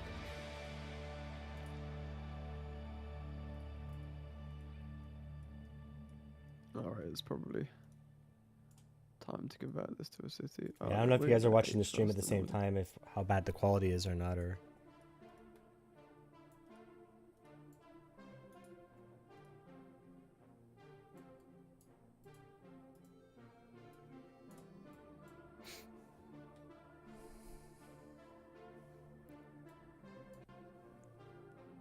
Sorry, I'm just looking for camels at the moment. I'll be back shortly. No problem. So many camels to search for. Oh yeah, camera. That might have something. Do you think there'd be something I could do with my computer? Maybe I can add like a another GPU. Another GPU, maybe a Raspberry Pi. Yeah, I mean, a simple solution would just be to sell your GPU and get a slightly better one that works for streaming. But just obviously when we got it, I wasn't anticipating we were doing this with like 4, 5 streams at once, so I didn't consider that when I bought it, because I don't want you to spend more than you needed to, but maybe you do. I am telling you, okay, you guys hate the Raspberry Pi. No, Right. I know what you're gonna say. Stop! This I'm gonna is- make a compilation of every time you brought this up. Definitely one of the things that is lessening that GPU strain is one of the things that it's like having an extra computer in our ring. Well, yeah, you can have a streaming computer do that, but that's a lot more powerful than a Raspberry Pi. Okay, but sometimes you don't need a full other computer. That is the case I've been trying to make. If I haven't gotten it working properly, Well, if you can get it working, then we'll do it. I have to first though. Maybe. The first step is. But it's never worked in like 20 attempts. It has worked. It has worked. No. I've never seen it working. Okay. Quite literally. We had it working briefly. When? When? What, the other day? Like I don't know, a while ago. With I have to now figure out the parsec. So that's my next thing, is figuring out how the parsec works, and then merging them and coming up with a solution. But I'm taking it piecemeal right now, just because there's not like there's a rush. We at least have a solution. But if there are little things like this, then I can look into how I can, because basically we have an extra computer that we can be using, and there may be some interesting. It's got to have an innovative mindset, okay, and that we're trying different things out, and we're seeing what sticks, okay. We're not hating on anything. We're not hating on any sort of system, okay. I love a good bit of hating. It's great. I know you love to hate the pie. more hating. That's what we need in the world. We have a saying here in England. Goes a little like this: more hating. We need more hating. Yes. Don't quote me on that, but yes. Man, Hamiko in this game is like all on us. I have more science than she does. Haha. Oh, no, I've got to have my city cap. That was a mistake. Oh dear. It's the end of the age almost. Oh, she accepted my reconciliation action at least. One influence, one happiness. What'd you do to make her mad in the first place? She built a city right beside the plains of the Pollywog. I really don't like the crazy happiness penalty just from being near them. I think like it's too much that. It's too much not in your control, you know? Yeah. So we had very cordial relations. That sounds like a skill issue. She's allied with me. We're on pretty good terms. I don't like you bad mouthing my ally to my face. Oh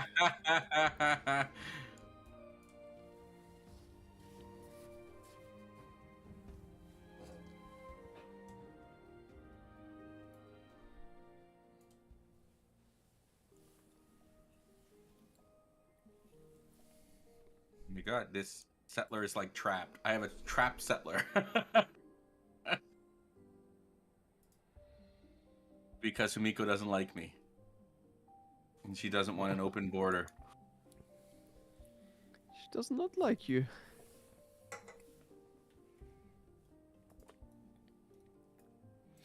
Maybe you should start using Civ 7 to find out who your real friends are. Play the game. Yeah. If the game tells you that you guys aren't supposed to be friends, then then it wasn't meant to be. I like this. Yeah, won the race to become suzerain of a city-state is the reason why him and I aren't friends. And I didn't even try to become suzerain of a city-state. It's just like, he became suzerain of a city-state near me. It's like, well, I took that personally. Way too personally.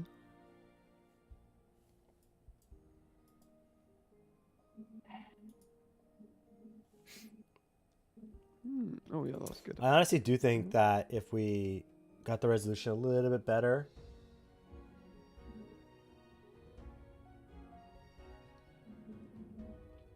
maybe this quality would improve a tiny bit. Well, baby steps. We got a lot.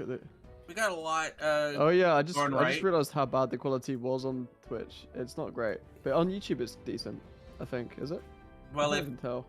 If the YouTube is able to do the higher res, right? Where I think that's just a reaction to when you dual stream, is that it does go down to 720. I do. No, but YouTube it's the opposite way around this time. YouTube has the high res, but Twitch doesn't. It's really weird. What's something weird about the stream is it looks really dark. Why is it so dark? That might just be like a color scaling issue that he could just adjust things. Yeah, have a look at the stream. Does it not look really dark to you? It does to me. Maybe not. I wouldn't say dark as maybe like fade, like not as bright colored. I don't know. You're right. Like I know what you're saying. Vibrant. That's what I'm looking at. Yeah. Not as vibrant. It's a good word. You should work in marketing. Yeah. You know, sometimes.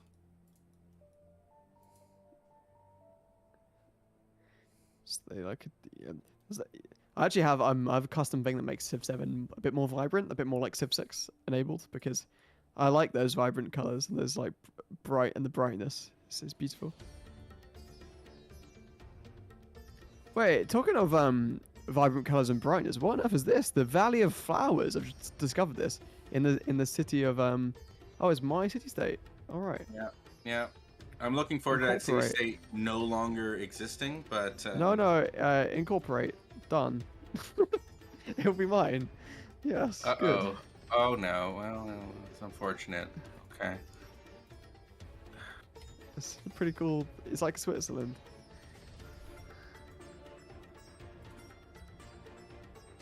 Crisis grows stronger. Oh no.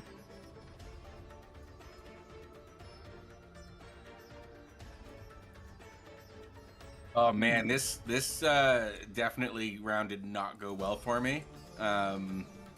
Ultimately, you know, you can't predict the game you're getting into, but like my mistake definitely is I didn't take the memento for the +5 trade route range, because that's my thing. It's like I have trade routes with people, all the cities are out of range and I can't use them. Right. So of course. that was the my lesson. So my lesson. Do you want do you want a bit of advice that probably will solve all your problems? Sure. Have you tried the town specialization that gives all your cities 5 range? I don't That would probably have any towns that can. Oh, let's see.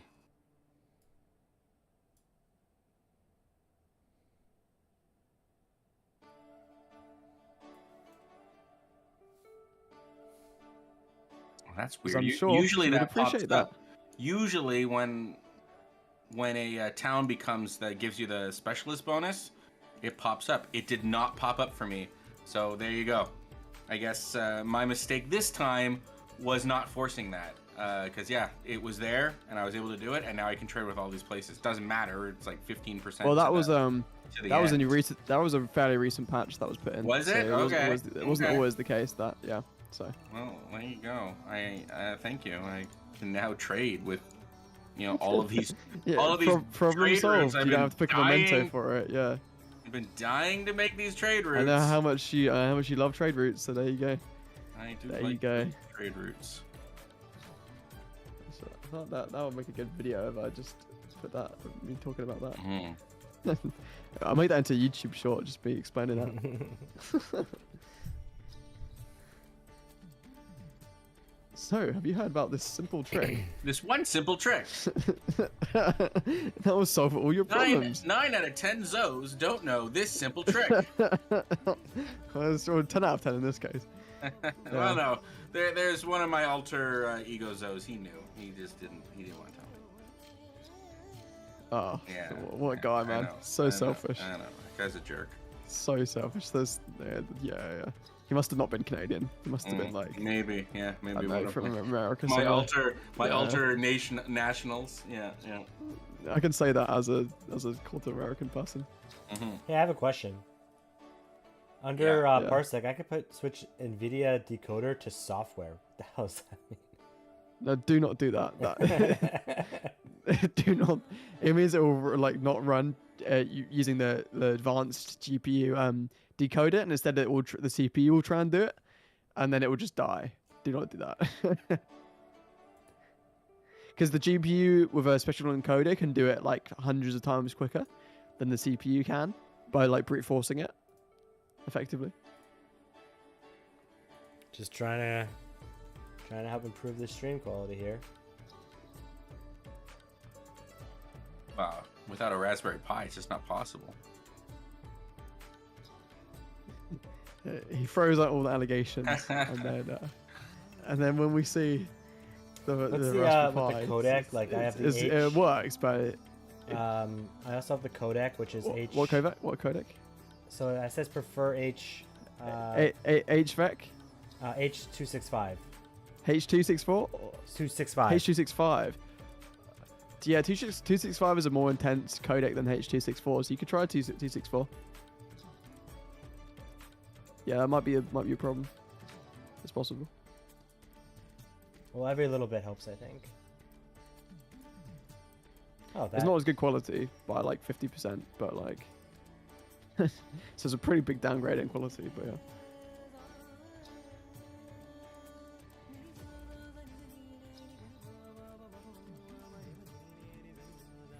And I'm gonna try one other thing as well. Because I think I'm also using my camera. Maybe I can turn that off and use just the Discord.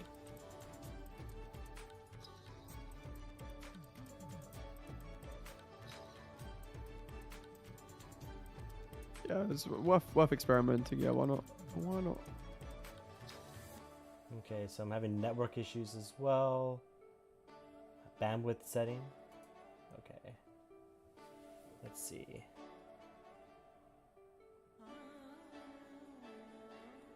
So many random resources.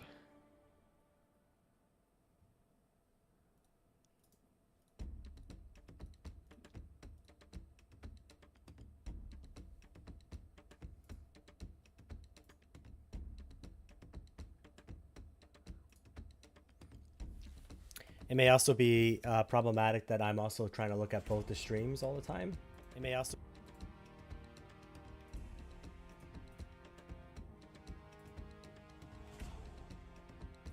Yeah, likely. I'm also trying to like check the quality each time too, right? So let me just do some of this stuff here. Maybe that will help clear things up a little bit. How do I get rid of the plague? Is there anything I can do? Oh, it's really annoying. It's in the one city I didn't want it to be in. Everything's burning. No. Oh no, the turn timer. Not the turn timer. Alright. I think that's gonna clear up some of the quality Oh, there. If someone was watching in Who chat, built let my me know if Wonder? the Who built- quality has gone up a little bit or not, or... you know something I think is crazy? If someone builds your Wonder, I swear it plays the same sound from Civ 5. Like yeah, it feels like it's exactly the same sound. Maybe it was so good they brought it back. it's No, because there's annoying sound. There's a lot of heavy Civ 5 influences. In it's because Civ 5 is the yeah. Civ 5 is the greatest Civ ever made. oh my god, no. No. Oh, No, don't come with controversial statements No. like that on this show. Don't do it. Get out.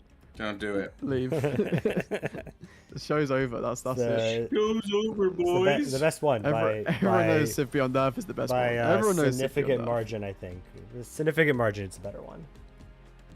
Okay, Beyond actually, Earth, that yeah. seems like it sped up things a lot. Those tech webs were pretty good. So maybe I was trying I'm to. telling you, we gotta try some Beyond Earth sometime. It's some fun. So you'd be I'll happy play that Alpha Centauri. it did get better. Is that Though. even multiplayer? It looks Oh, like you don't know, it looks like I'm not having as many like lag issues right now. So Oh, fantastic. So I What think- did you do? I just- You changed the codec. So I changed the codec. I also, because I've been monitoring the quality of the stream, right? But if I'm also watching the stream and trying to stream, that's probably eating up a lot of my bandwidth too. Oh yeah, it will be a little, not a lot, but a little bit, yeah, a little Well, bit. every little bit, right? Like 1,000 paper cuts. Every little helps. Exactly. Oh my god, my game has been revolutionized. Thank you, RomanHoliday. Every time I play- that'll be in the short as well. Every time I play, I learn something new, and it drastically affects my game because I didn't know it earlier. Now I do, and just that +5 trade reach has made it I can trade with like so much more of the world. So if I had known that right away, that would have been something I strived for, +5 range. But now I know, so my next game will be I'll have a much better show. Oh, well, that's why you gotta check out the RomanHoliday YouTube channel, and you can really expand your knowledge. Yeah, that's what I need to do. I Yes. definitely need to check out Yeah. another YouTube channel. It's not one that I've been working on for years. Just give up. Give up on this. No. Let's just do the RomanHoliday and Friends show. No, my channel's different. It's not a stream. It's just occasional videos when I have time. And it'll, you know, who cares about the Civ Show? Who are we anyways? What's going on here? The Civ Show has great prestige. Just a couple schmucks, you know. Prestige, love that. Yeah, we got. Well, the Civ Give anyway. The Civ Give is some prestige. The one event we do every year. Yeah. We used to do like a 6-monthly Among Us. I really want to play Among Us again. That was so fun. Oh man. Did you enjoy playing Among Us? I enjoyed that. I did. I still want to clip up that clip where Nystagmus and I just master played the whole lobby, and then nobody even knew until we won the game. It was great. It was such a great moment. Oh, that was so good. You can go back and watch it. It's so great.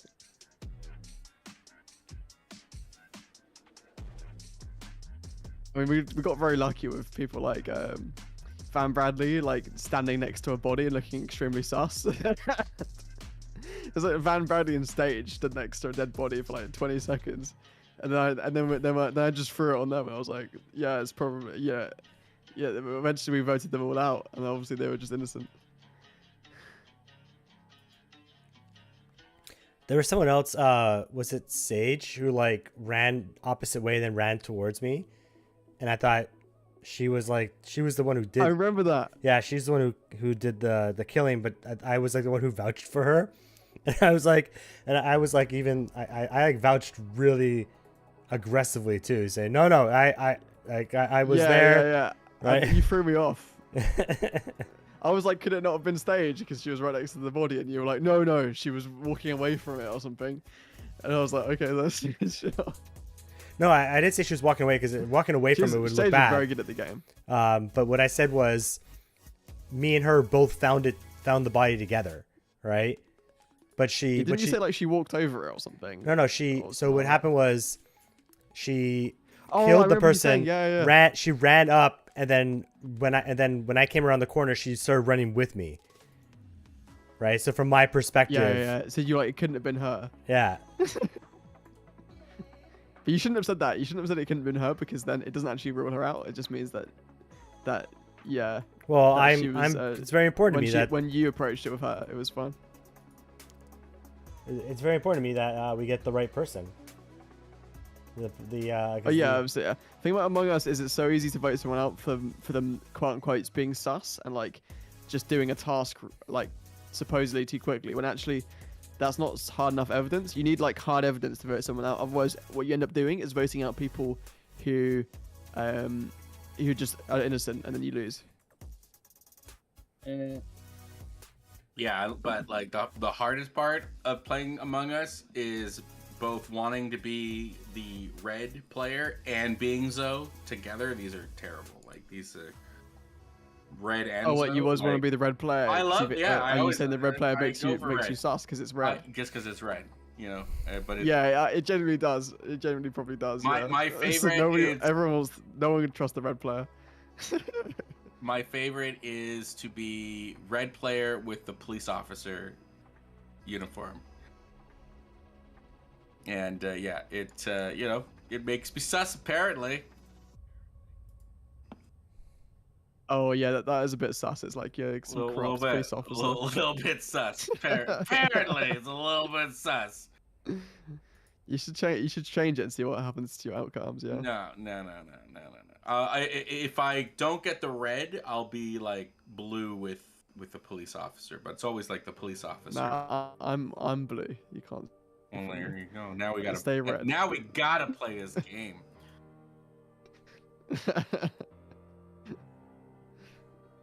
I really want to play Among Us again. I love Among Us, and I never get a chance to play it very often.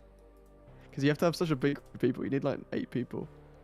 Well, yeah, when's 6 months? 6 months from the Civ Give. It's also the 6 monthly Among Us game. It's the right June. people, too, right? Like playing with Potato.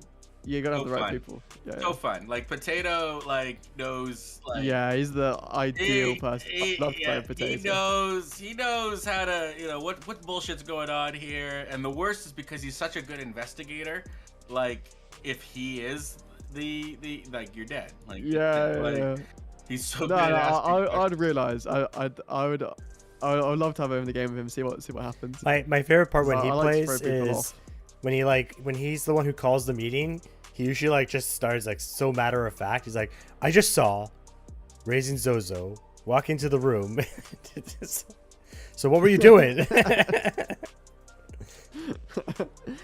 Well, that's the thing with Among Us is that some people are actually so bad at stating what happened. So they'll see like a double kill, and then they'll report and be like, "Zoe, what were you doing?" Rather than just saying, "I've just been on cams and I saw 2 people kill," and then go an event. You could just say that and it would be so obvious. But a lot of people just go, "Zoe, what were you doing?" and like don't even state what they've seen like that quickly or that obviously. And then they say that one person's killed rather than just saying explicitly they've seen a double kill and they've gone an event. It's all you need to say.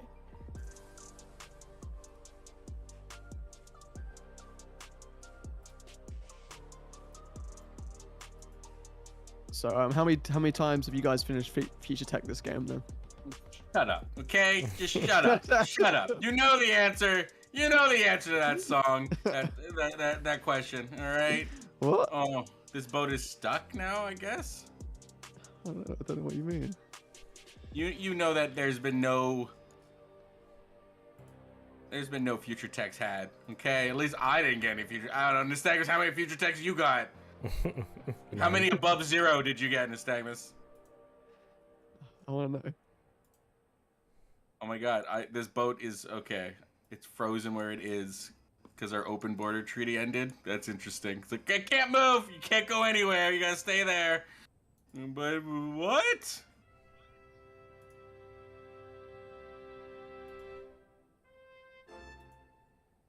Niall Matter says hi. Hey, Niall! Welcome. I haven't seen Niall in like neon 50 years now.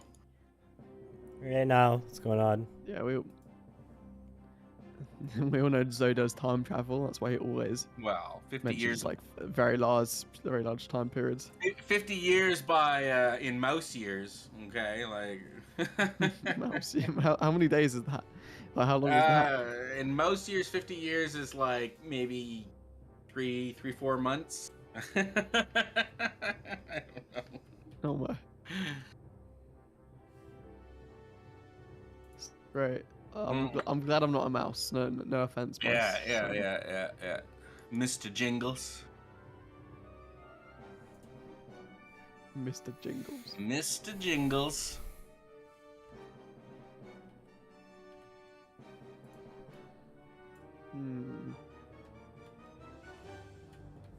I think actually like one of the fun things about having a crazy science civ, and in this case like we had 2 of them, is that you do get through that first era very, very quickly.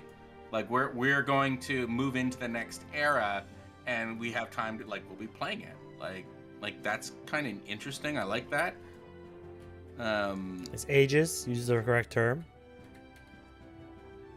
Yeah, please get it right, man. Honestly, like, that's not good Ageist. enough. Oh, sorry. I thought you called me ageist. I was like, what? How is that? How is what I just said ageist? Okay, I see what you're saying. It was ageist as well. Yeah, you know, yeah. like back in, it's offensive to people that have been playing Civ. Yeah. Because back in Civ 2, it was ages, definitely. I'm sure it was. Civ 2 did not have anything like that. Okay. Yeah, like let's ask ChatGPT. Civ 2. You gotta stop relying on AI for every single answer, man. No, it's us Gen Z. Chat that's what we GDP. use. Cure my appendicitis. Excuse me, get it right. It's Gen ChatGPT. Yeah. Gen Z. I keep using ChatGPT and it keeps on giving me the a cool answer. Also, Gen Z. How come everyone doesn't like the reports I'm trying to write?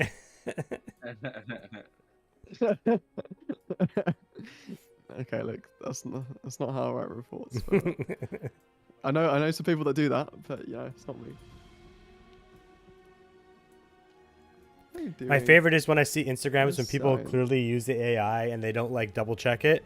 There was one about a doctor who was like, I'm really excited about the new technology we have for our hospital, and it's a stethoscope that has 2 sets of ears, because the person was wearing a stethoscope that didn't have the diaphragm.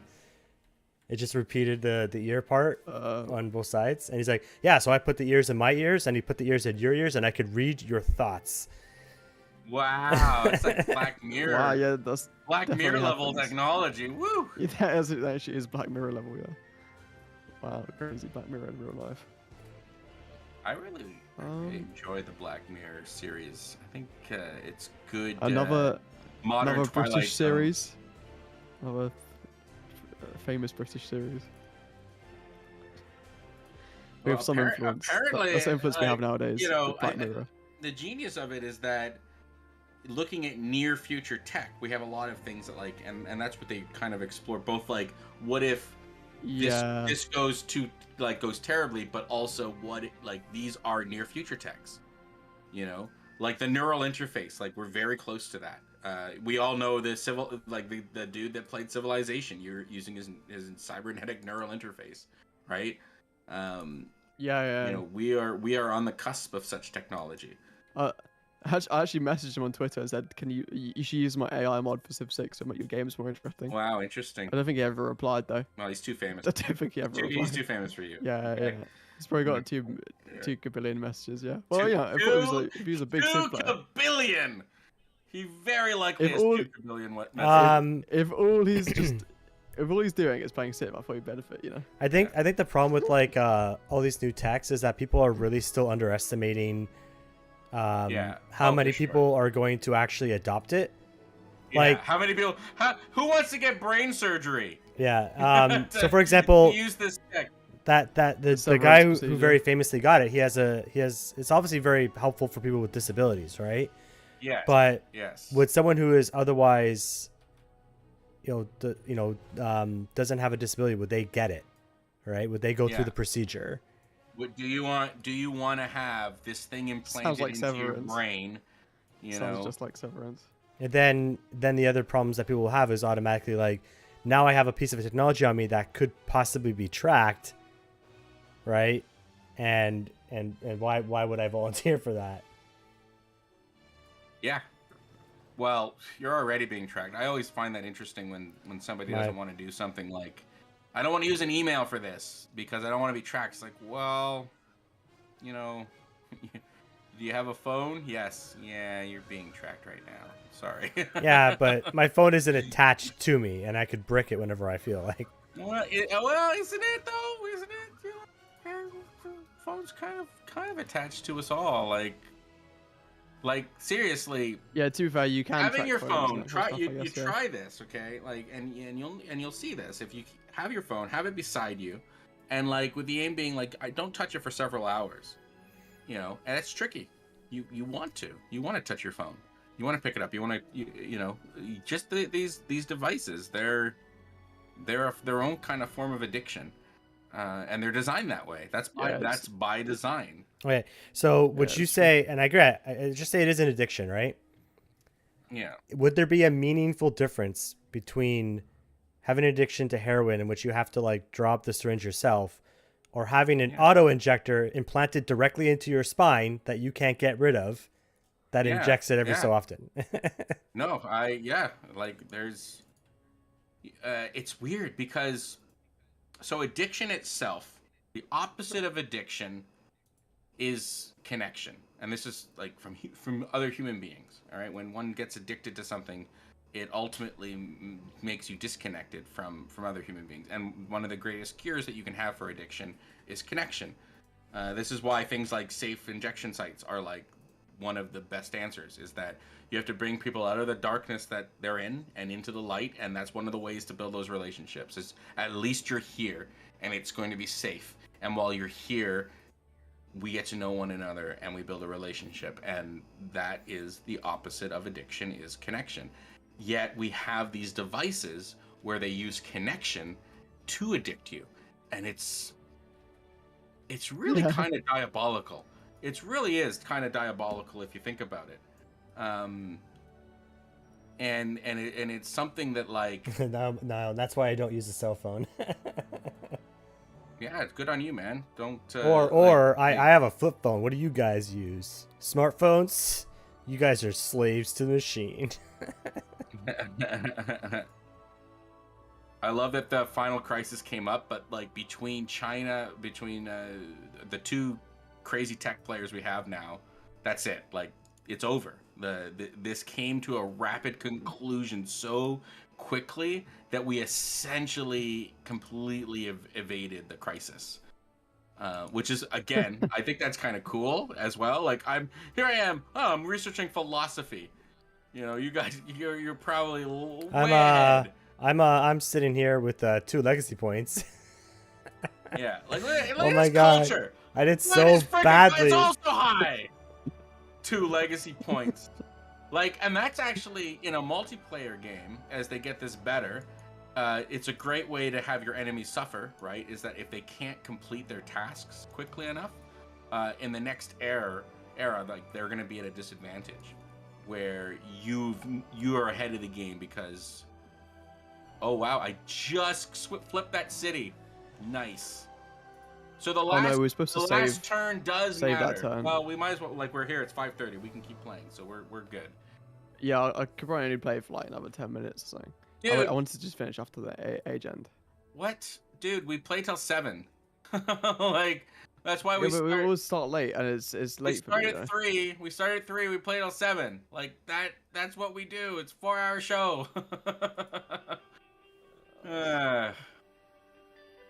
Start at 3. That's not late. Like 3 is as early as we would start, though. Like if it's that you want to start earlier, by all means we can look at that. But like we're supposed to play till 7 Eastern Standard Time. Like if you stop now, we're basically stopping the show an hour and a half early than when we're supposed to. Should I be the Shawnee? No, I haven't been Hawaii yet. I'm gonna do Hawaii.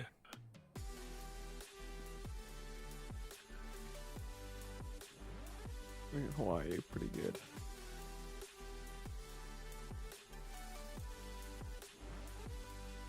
All right, well, that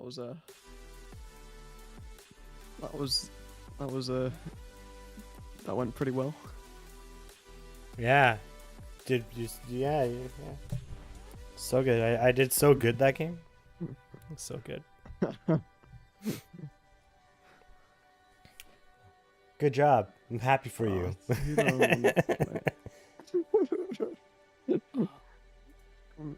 Actually, this could be fun. Oh, Yeah, let's do so to that. unlock the Abyssid, you have to do something really weird. You have to like improve a certain amount of camels, which is annoying because it's really hard to do. Abyssid, I swear you have to improve camels. Improve 3 camels. Oh, I was never going to do that, so I'll never get the Abyssid. That's so annoying. I really want. The Abyssid would be so really good for me. Sounds like you should have put a little bit more skill into it. No. It's literally. I could put an unlimited skill into it. I wouldn't be able to improve 3 camels because I didn't have a single camel. The Ming.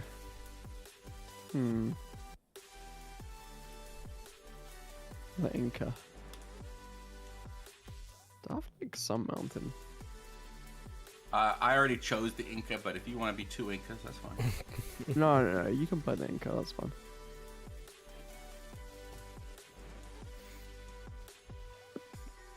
Alright, well, I'll just have to make this era end quickly as well, so we can get through to you in the same session. I'm joking.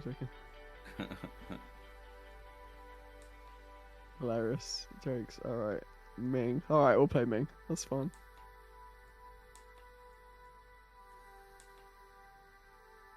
It's rare that you reselect your mementos. They must have got rid of that. It's not letting me change. Okay, whatever. No, yeah, your mementos, like part of your leader. No, They get it. in single player you can reselect it. I've done it before. Okay.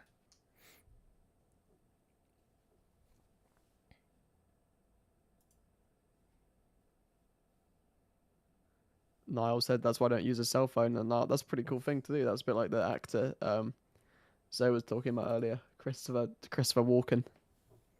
Nio, you're just like Christopher Walken. I mean, he's 82, so yeah, but still, it's still a great thing. He'll live to be 130. Okay. I mean, He was born. He was born during the war. I love one of my favorite Christopher Walken things ever was that he was in Fat Boy Slim music video, and one of Fat Boy Slim's like various like not a lot of actual lyrics videos, and he danced in it, and it was like so good.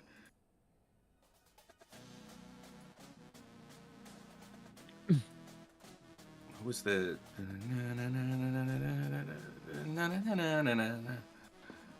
I can't remember the exact song, but it was he did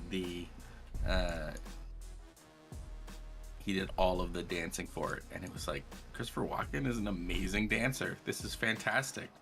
What? Yeah. Look up Christopher Walken, Fat Boy Slim. I can't remember the song. It's escaping me, but it's like, I like weapon of choice. Weapon of choice. My weapon of choice. Yeah, weapon of choice. That's it. The Christopher Walken, weapon of choice. Such a great music video. It's Weapon of choice. highly recommend it. Highly recommend giving it the time of day, because it is entertainment.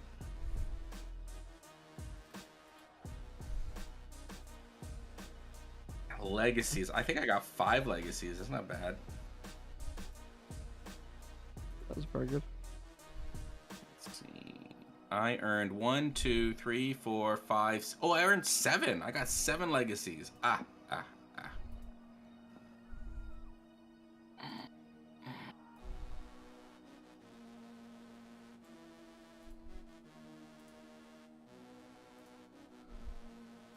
Hey.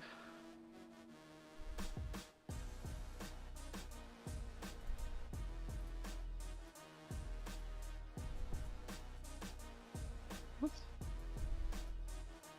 Okay.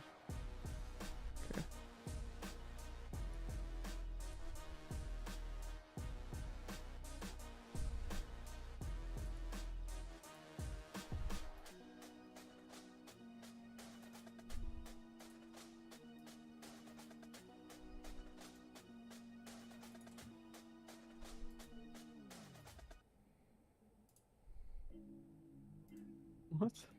That becomes a city? That's terrible.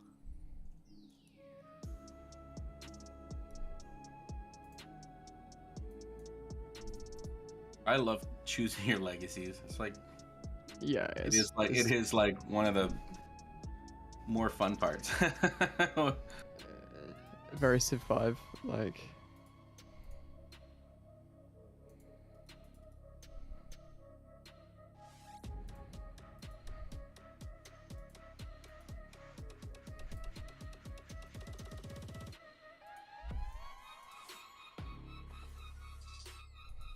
It takes so long to do, but it's quite satisfying to like get it right. Yeah, it is a lot to earn, but yeah, it's like the whole point of the ancient era, really, is earning all your legacies. Make it count.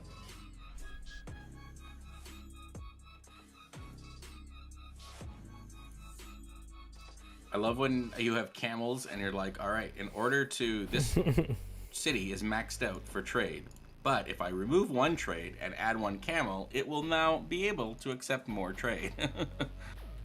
More is better. Here we go. Here we go. Choose my government. Excuse me. Right.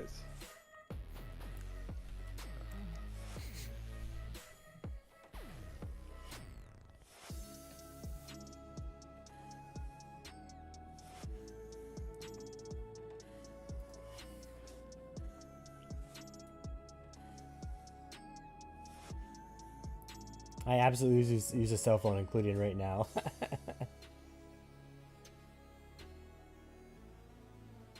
Things, and you gotta do your attributes.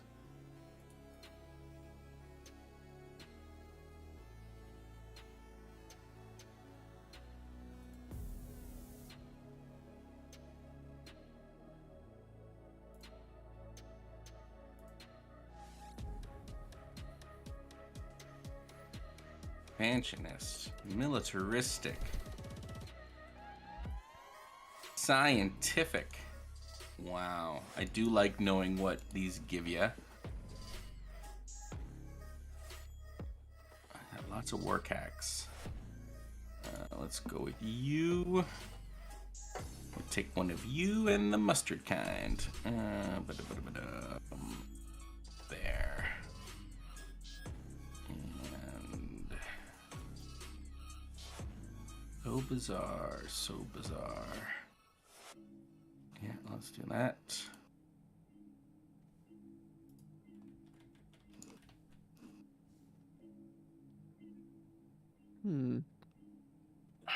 I think I want to like take China out this game. I guess it's not technically China, it's Himiko. Good luck with that. Hate the leader. What, are they powerful? You think they're strong? Yeah, no, it will be difficult. I reckon it'll be difficult.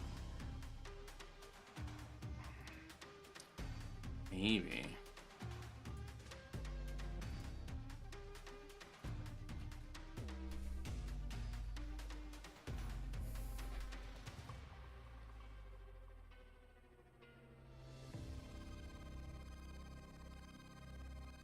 Oh, the first turn of the new era.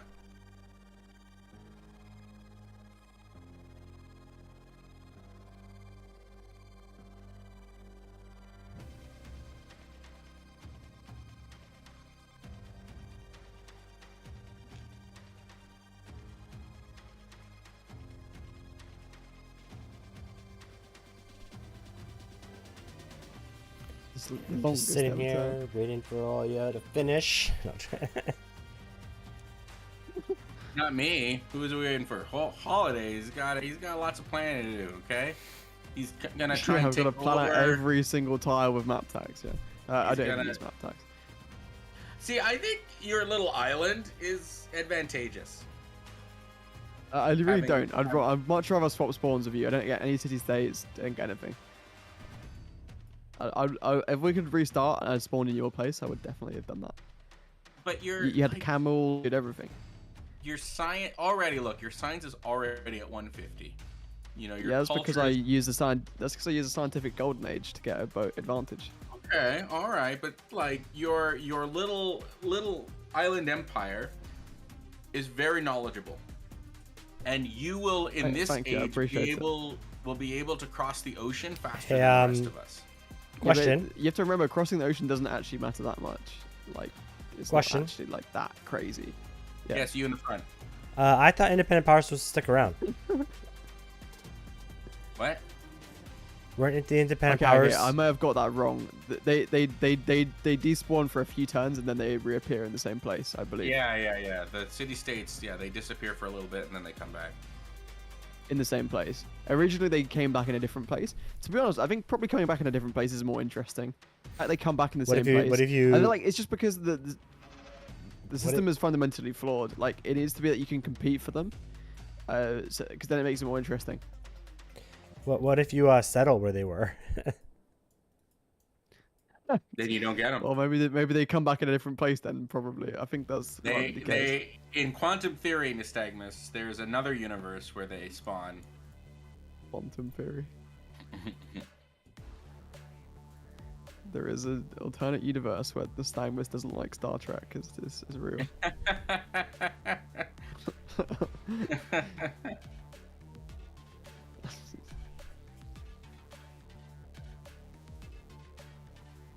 The stream has appropriately timed in with city states don't have rights. Zozo. It always gets at the perfect time. It's, yeah. Remind everyone of that terrible vote from all those years ago. How could you say that about city states? Poor city states. Yeah, I gotta fix. They have some rights at least. I have to fix stream elements for our announcements now. Oh, there's this. Okay, it's the first turn. They come right back. Okay. Let me have a look at this. Let me experience the stream audio. It's got some nice music.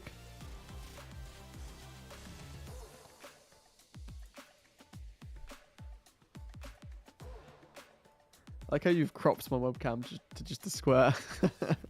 I do that for everybody. especially weird with the Colosseum. Yeah, fair enough though. Might as well just do transparent in the future.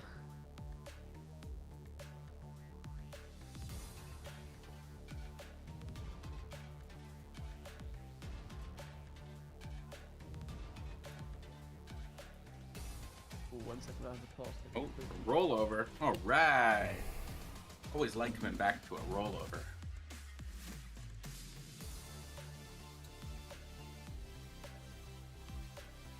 First rollover of the new age. Taking its time a little bit.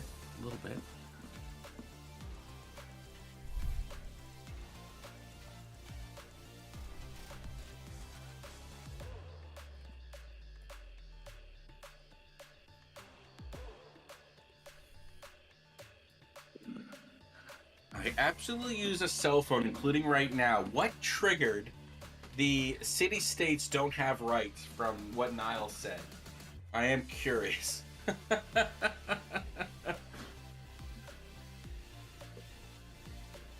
Lol. I truthfully, I'm not sure the nature of the rule that when somebody says something, the city-states don't have rights comes up. Is it maybe like when somebody says something 3 times in a row? I thought it was random, but No. These conspiracy theories. It's Wait, is that actually a trigger? No, surely not. I'm pretty sure it's a trigger. Right. What? Right? Yeah. That's quite Oh, funny, just actually. right. Okay, just if you say right. Okay, good to know. Good to know. Wait, what? If someone says right in the chat, it comes up. Right. Oh my god. City-states don't What? have rights. I thought it was just random. Oh my god. Oh, I didn't even put a T. But... Okay. I like that. All right, that's good. No. City-states don't have rights. It's like, Oh, okay. I never knew. As long as I you're never knew talking it was about that low. rights. That's quite funny. What's with this slow rollover? Did we all finish our turn? I did. finished my turn It ages says, ago. please wait. Oh, city-states has been added. Literally just like taking forever to do because I process all this stuff. Right, fair enough. See, look, see, it's have appeared. Fantastic. World's slowest. It's because it's not running on my computer. That's why. 'Cause it's not running on your computer. Interesting. Who's hosting right now? I actually generally don't know. I don't know. It's probably the Raspberry Pi somehow. Yeah, it probably is. That's why. Let's be realistic. Yeah, It somehow yeah. sabotaged everything.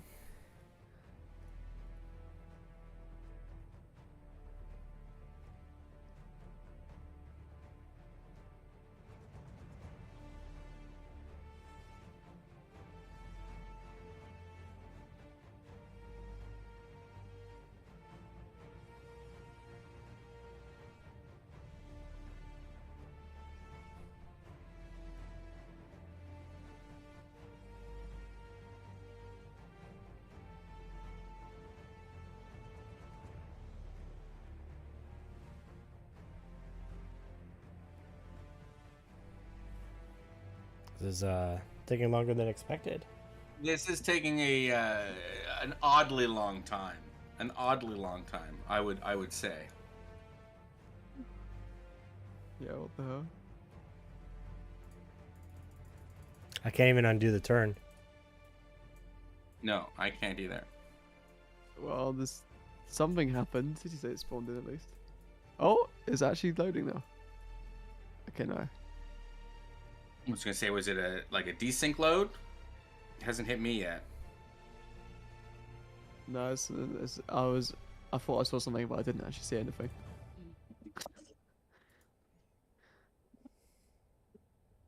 I noticed the CPL is all on Civ 6. Is that that's the decision they've made? They're not going into Civ 7 at all?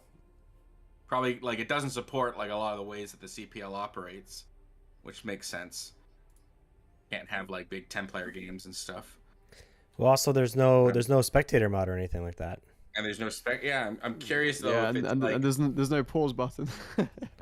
the decision. I'm sure they add that. Nope. I can try. One of us could try quitting and rejoining. Yeah, we just save it and then reload it. So I'll save it. All right, you save it. Civ Show 4th of May.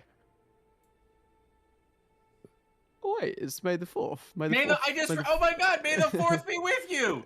We didn't even play that up, Nystagmus. We didn't play up May the 4th surprised. be with you. I'm so surprised. Oh man, it's like that's what's so surprised when I read out the date, because I was like, how has Zo not told me about this already? Last Jedi Strikes Again. That's what it is. It's we're just all so upset with how terrible that movie was. So I just have to go and confirm something with someone for like a second. So I'll be back in 2 minutes. 1 second. I'll host the game if you want. Yeah. Load game. We obviously want you got the best computer, right? So we're told.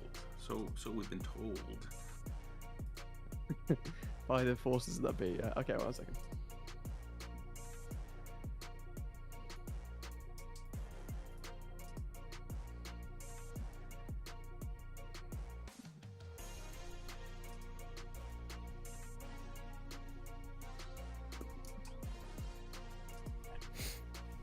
All right.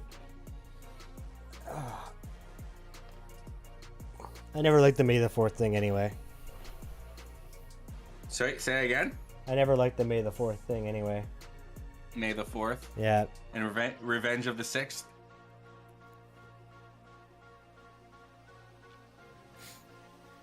I'm just gonna grab a quick snack actually while we're waiting. You would.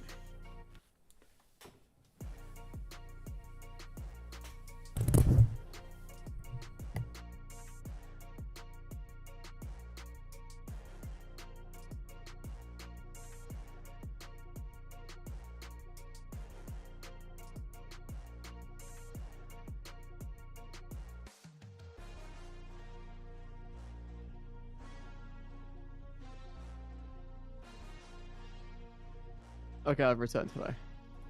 I knew you'd be back.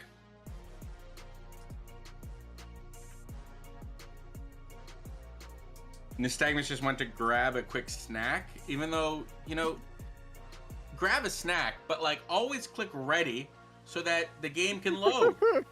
It's just like common practice. That would be too sensible. You walk away, you click ready.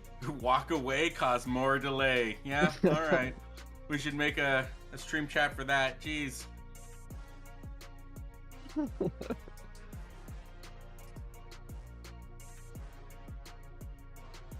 Killing me, Smalls. Killing me, Smalls.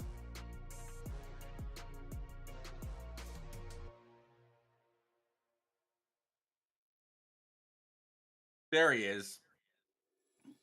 Now he can take my criticism. You walk away, you click okay. You gotta ready it up, man. Yeah, come on, man. We just lost like 15 mouse. Yeah, I'm never getting those 15 mouse months of my life back ever again. Those 15 mouse months are gone, man. Yeah, man. All right.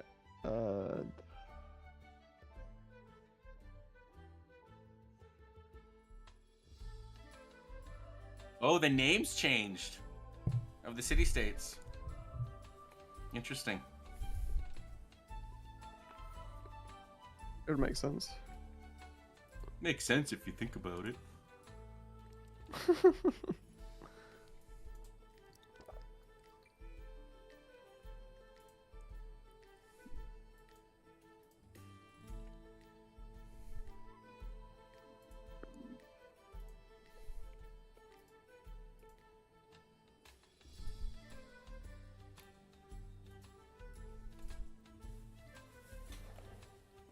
Like, if Himiko has an agenda or whatever that, like, if they're close to you, you're gonna not be happy. Like, that's no, that's all civs. All civs have that. So does she have a special one though that like makes unhappiness? Did you say? No, I just what I was saying is, so there's a massive negative penalty for borders touching and also for being within 10 tiles of their capital. Oh, okay. But the problem is that massively overshadows their gender normally, which I feel is a shame because then it becomes the same every time because it's just about not being near them every single time. And I think that should be a factor. Like they should like dislike you. Like it should be like a third of it. There should be like a maximum. So like only like a third of like the dislike can come from them being near you or something. Right. That'd be interesting if it was. I'm pretty sure that was a feature in Civ 6. There was something in Diplo where like you could set a maximum percent. So like that was the case for enemy alliances. So if they're like if you're allied to somebody and they don't like that person, they'll dislike you a bit, but like it will be capped out. Anyway, yeah, sorry, my rant's over. Proportional. It's like proportional representation is what you're basically saying. We gotta have proportional hatred. Proportional hatred. Proportional hatred. Exactly what it is. Yeah. Civ needs more proportional hatred. Zoe said it, not me. Proportional hatred. Proportional hatred.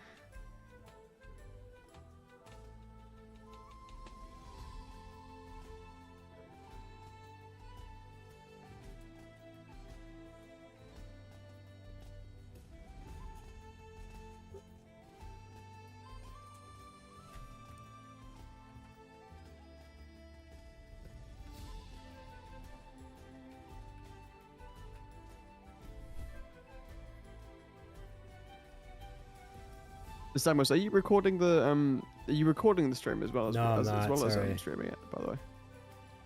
Okay. I'm not sorry. Next Sorry. time, one step at a time. We'll eventually get there. Yeah, exactly. What are y'all thinking about for next week? Because next week's Mother's Day. It's Mother's Day. I don't know. Mother's Day might be like. It's Mother's Day. Stream on Saturday. We already had Mother's Day like 2 weeks ago. It's quite interesting. We always have these different days. Oh my god, it's all right. Interesting. You know what? Like I guess then like Nystagmus, what is your thought? Because like, even if I was like, all right, I'm gonna like, I don't know.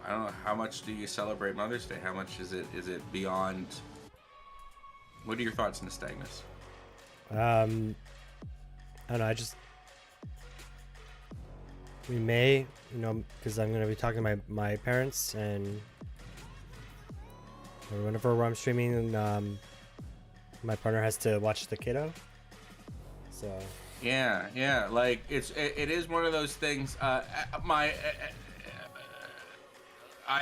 all for like it's Mother's Day. We can't stream, unless like Holiday wants to do a stream, but like then you're like visiting Holiday, specifically Holiday. You're not going on a holiday to England. You're specifically going to see RomanHoliday. On holiday, it's a holiday. Yeah. Crazy, man. But yeah, you're gone next week, right? So or the week after. The week after, yeah. So unless you two are planning on meeting up in a local London game center or something to play Civ, that would be my only concern is 2 weeks in a row that we're not playing. But I'm not sure how many games. I've never been to a London game center. Well, I'm. Do they have? Yeah, I'm not internet playing. Cafes and... So I'm not playing 3 weeks in a row. So remember that. I think with the show is that it doesn't need to be every single week. It just needs to be high quality. Like the quality aspect is more important than the consistency. That's just how the YouTube and stuff works. Like if you post, for example, if you post something that's low quality and you post every single day, you'll get nowhere. Like yeah, you're posting every single day, but like this is not 2012 YouTube. But if you post something that's really good and you only post once every 2 weeks, then people will watch because people don't have much time. I guess it's the nature of the content though, because like truth be told, if it's not that we're doing like conversation Civ, what are we doing? So I guess it's like what would then the purpose of the show be? Because conversation requires that you're playing with multiple people. So yeah, you could make a high quality, but that like is a unistream. Like that's one person streaming. or sorry, one person, playing, and doing whatever. So I guess that would be my ultimate. No. I kind of just mean like, the format you have is really good, but like, you don't have to be streaming every single weekend. Obviously Right. not, No, don't hey, always. you're, But like, you're not wrong. if you stream like, for example, if you like streamed a tiny bit less, but then like every single stream there was like some like extreme preparation that gone into it beforehand, I think that in theory would be better because then it's high quality content in a way. Well, I guess like if Nystagmus is away for 3 weeks, I suppose Holiday we could explore trying to put together something different that isn't based on streaming on Sunday. No, that's and that's not really what I mean. Don't worry. It's like, I mean something like. Well, to be fair, you could put together a words of YouTube video. To be fair, you could, but yeah. Anyway. Well, so I think there's a the best way is to stream it and then edit it into a YouTube video. Really, plan no, something good. So I think we're talking about two different interesting, and then stream it and then edit it. Yeah. Yeah, we're talking about two different things, right? But what we're always talking about is if you upload good content every 2 weeks on YouTube, that's fine, right? However, live streams are still heavily favored people who stream as much as possible. Yeah, probably. Yeah, it's probably true. It's different for streaming. You're probably right.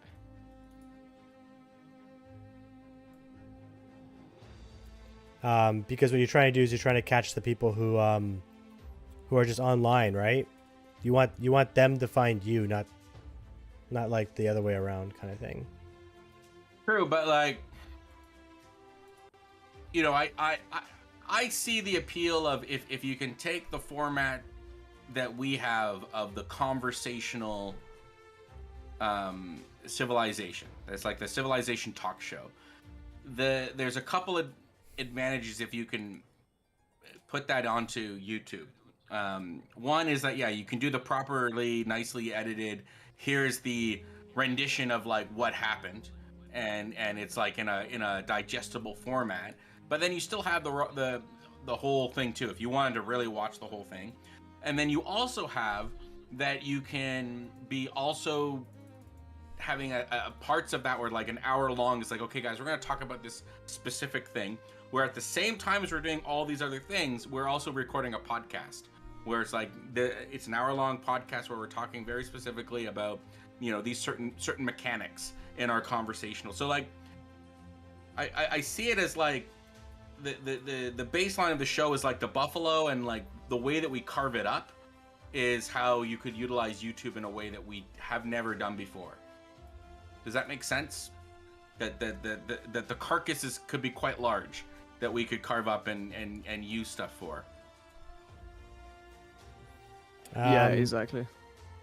Because even for podcasting, which people miss enough, if you know that like, okay, we're gonna have like an hour of the segment is like we're gonna focus on a couple specific things, even then you start up your Audacity, you record that, it's set aside, and then you edit it down to the ideal 30-minute podcast whatever size. But it was like all took place on that one day that you also recorded the conversational Civ and so I don't know.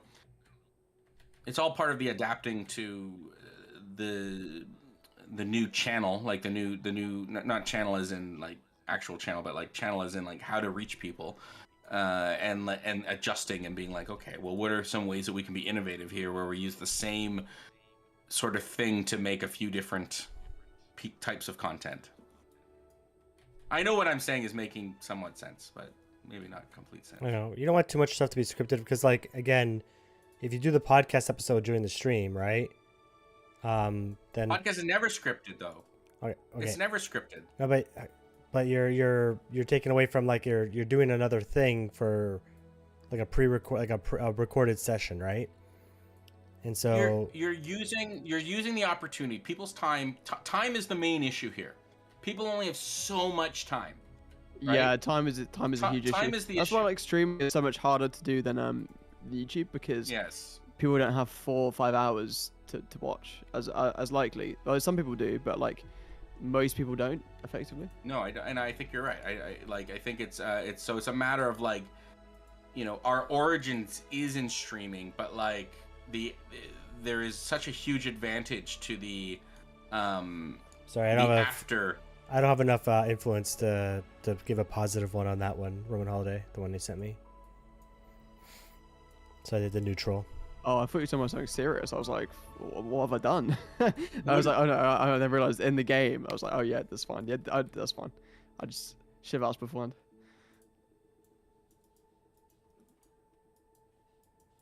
But yeah, no, I think the more YouTube stuff to do, the better, because yeah, that's good. I mean, you should get a system going where you stream, and then you take bits of the stream and put into a recording. Well, the advantage too, there's all sorts of like, even, you know, for editing, there is all sorts of like programmable business intelligence, AI intelligence that can be used to like create those videos automatically edit. Yeah, it's true. It does exist. Yeah. And as far as podcasting, you know, a lot of what we're doing right now, it's podcast worthy.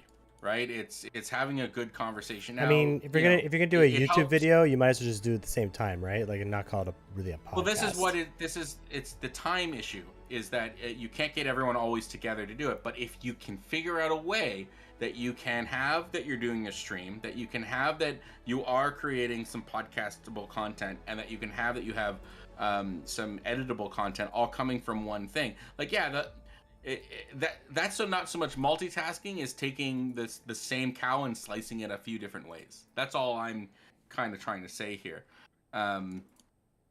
Like even for utilizing Audacity and getting the podcast going again, that's easy enough. For like, during the stream, we want to have, okay, we're for 45 minutes, there's some specific things we want to talk about. Let's talk about it now.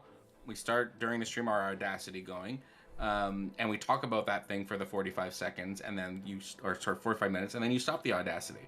You know, that was all while we had Peppermint Butler on the show, while we had Bose on the show. We also were able to do this on the side, and it all flowed very naturally, because it's what the show's core competency itself is the conversational Civ. Right? How we dish that out is up to us. Oh, sorry. It's true. On me.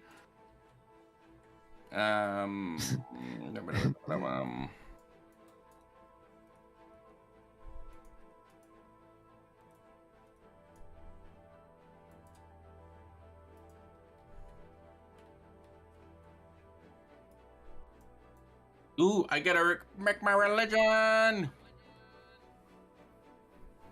There it is.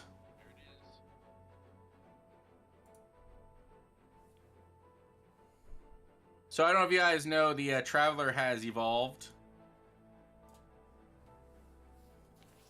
We have had to evolve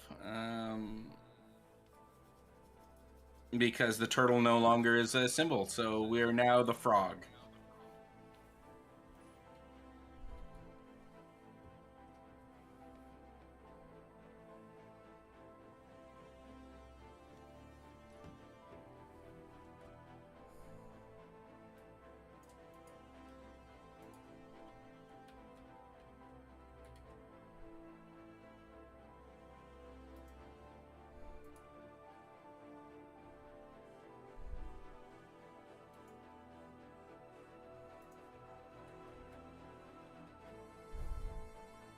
All right, let's do that.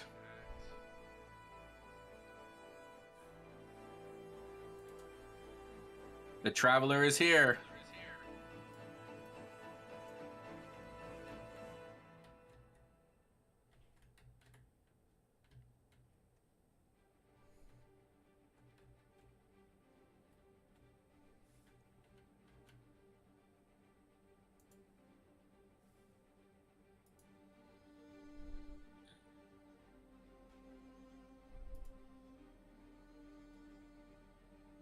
Oh my God, cities are so expensive these days. Whew.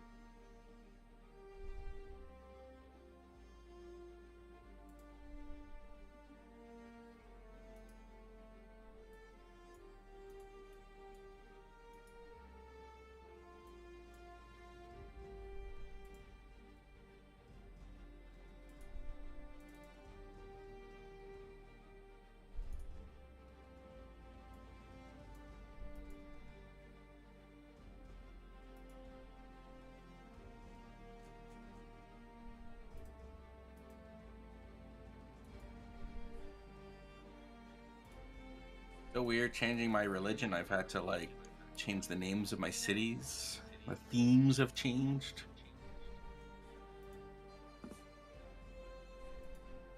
Hence the polywog and the hidden lily pads and the northern hop off, you know? Hop of despair.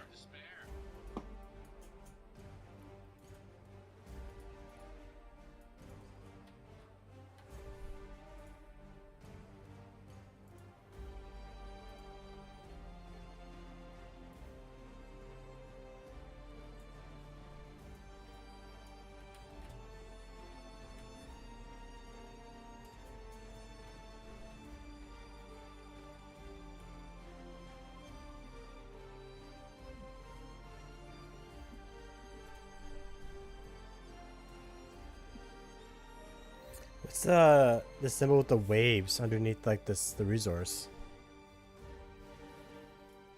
Waves. Yeah. Like I have furs here, but underneath it there's like a little wave symbol underneath it. Oh, maybe it's a treasure fleet thing? I don't think so. It doesn't seem as Yeah, distant it's probably because it's a It's probably because it's the new treasure fleet resources, because they spawn on our continent now as well. So they're like their treasure fleet for people for enemy people. So people on the other continent, for us it counts as a treasure fleet, I guess. Guess that's why. I've heard stranger theories.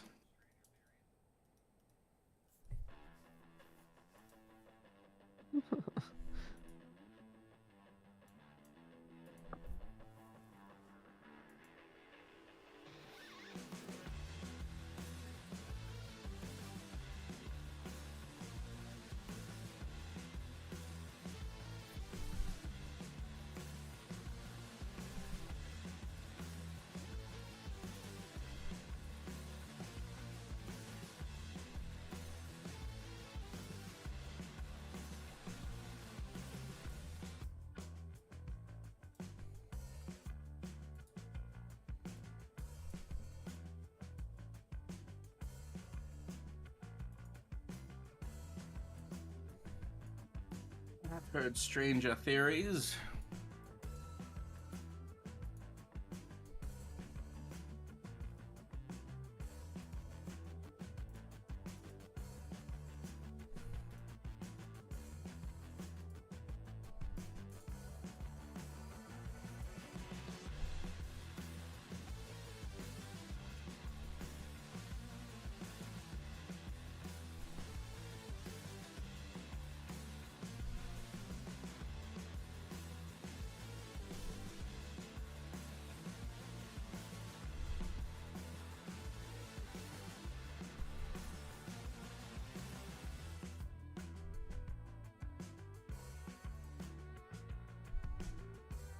Oh. Is this a mod or not? Now it actually tells you like the number when you try to like build resources, like the queue them. It'll actually tell you which one is in what order it's going to research them in. That sounds Welcome back to Mod or Not. mod or not. That's not a bad. That's not a bad sideshow idea, by the way. Where you mod or not, you would click a replay button right now to save that. Okay? Mod or not. Zo and the Nystagmus will guess whether this feature in the game was some random mod RomanHoliday insisted that we played with, or is it actually part of the game? Yeah, I'm not even joking. I think that would be a clever little mod or not. I like that.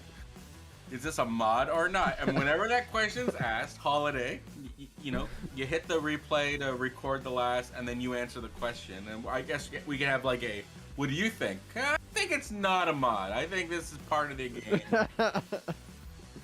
You can keep track. Something writing on it though. Keep track of score. Well, yeah, you keep track. You keep track of who's wrong, who's right, and you know, right. If you're points. wrong, you have to give me money in the game.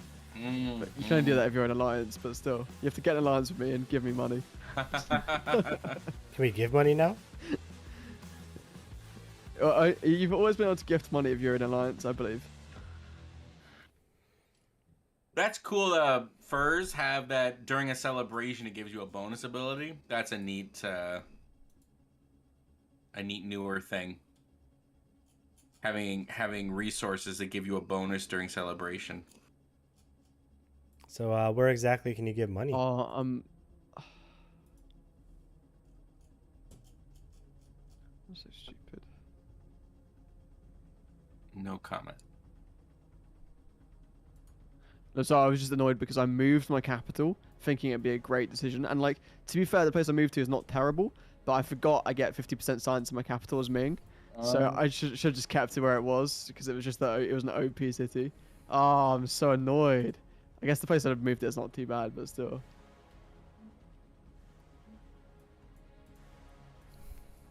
Listen, Bayak.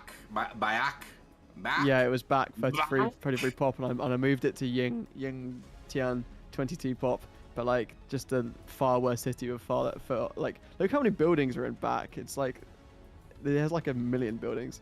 It's kind of insane.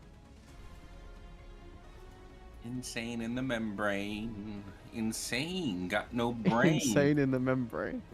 So that's what's going on in America. It's all insane in the membrane. Alright. Okay. A grist mill. This seems fun.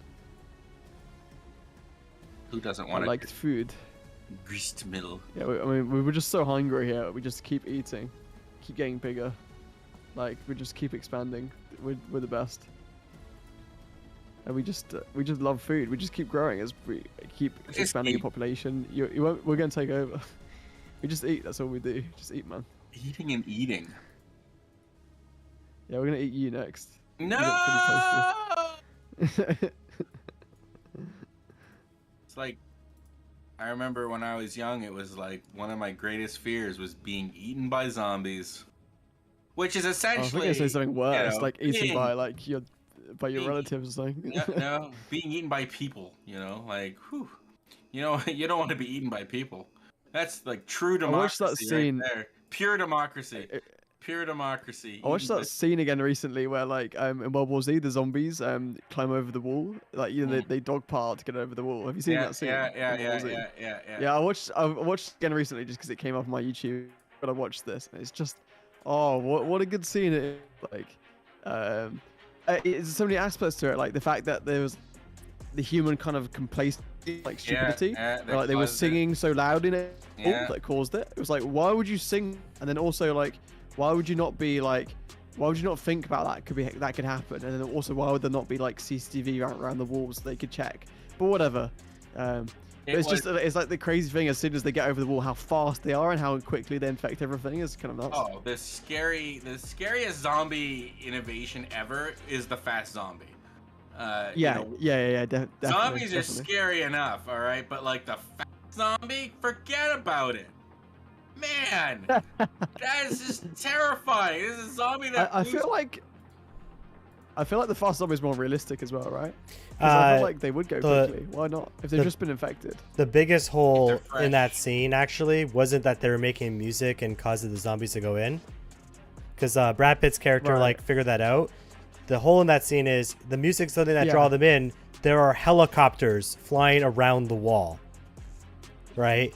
Helicopters are a hell of a lot louder than a bunch of people banging on drums. Well, maybe it's no. Yeah, maybe it's a different kind of sound. The music is so human. It's just like, that is food. I'm sorry, but that movie. Yeah, true. Generally, like, the people singing, that's people's voices. And no, a machine. It's different things, right? That movie explicitly had Brad Pitt count out how long it would take for you to become infected. Because he went up to the ledge to jump off if he was going to become infected. Yes, I remember that. They could have it's specified that, because in other parts any noise did. Like at the end of the movie, they're using noise as traps to catch them and stuff. Fair enough, and that is a bit of a plot hole. I'll admit. It's a movie about zombies, so I let it slide because I'm not going to be like, well, this movie about zombies is entirely inaccurate and is inaccurate. No, you know when you busted in that, I thought you were about to say medically, zombies wouldn't be able to move fast because their limbs wouldn't be able to do this. but you didn't say that.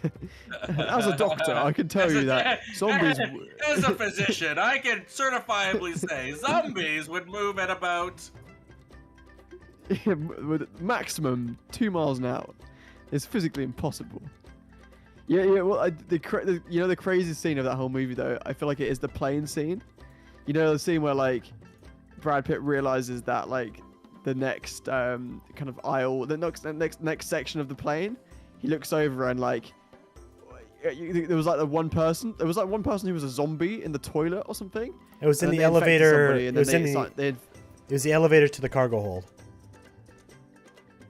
I thought it was the toilet they were in. No, was it? That makes more sense now. Yeah, the flight attendant was like opening up the elevator to like the cargo hold, and then it came out. Yeah. Oh, I thought that. Oh, that makes more sense. I thought they came out of the toilet, and I was like, why didn't they check the toilet?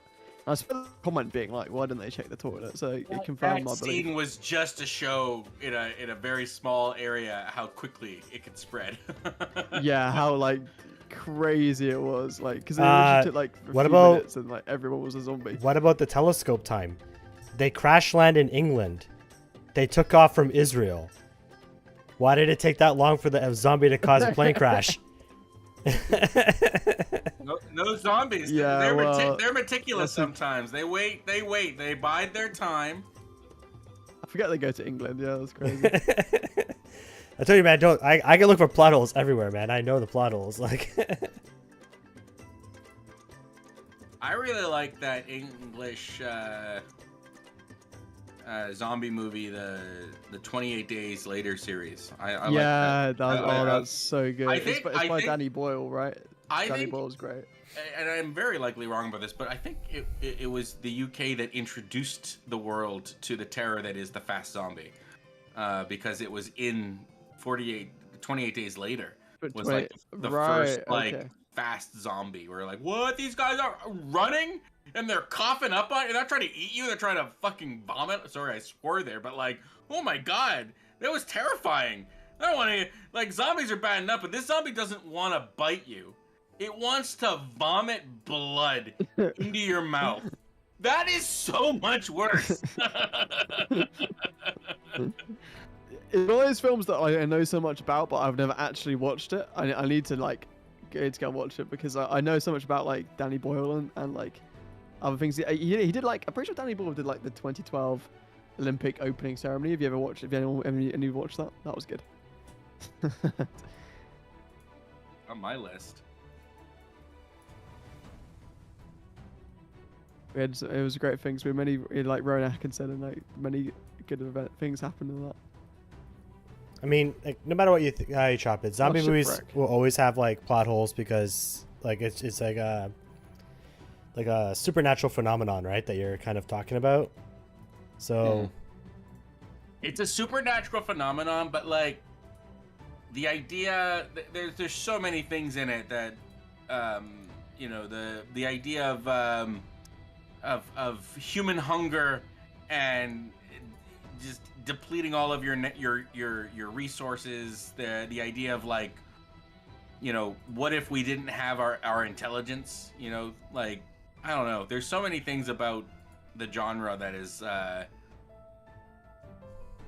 that's scary, you know, or the like the idea of like the most scary thing in a zombie movie is often not even the zombies, it's the other humans, right? So now they are not, they're no longer bound by law. You know, law is a powerful thing in society. It's why we're here. It's why we're able to go to the moon. It's why we're able to do everything. It's because of law. And now there is no law. And what do people do? And what do they opt to do? And now that they know that there's not that, you know, that very human force no longer present, how does that affect one's decisions? You know, Walking Dead's a great example of like, you know, now the world is in law. I was about to say, yeah. It's like in The Walking Dead, those that become the lawless is one way of going about things, and those that try to create new civilization based on law is another thing. And it is there are two different survival mechanisms, but one is better at short-term gains than the other in a way, right? And you see the story develop that way, right? That between mindsets of the different humans that are alive. But yeah, like they're just as scary. It's those that are not the zombies that you're like, oh, what are they gonna do?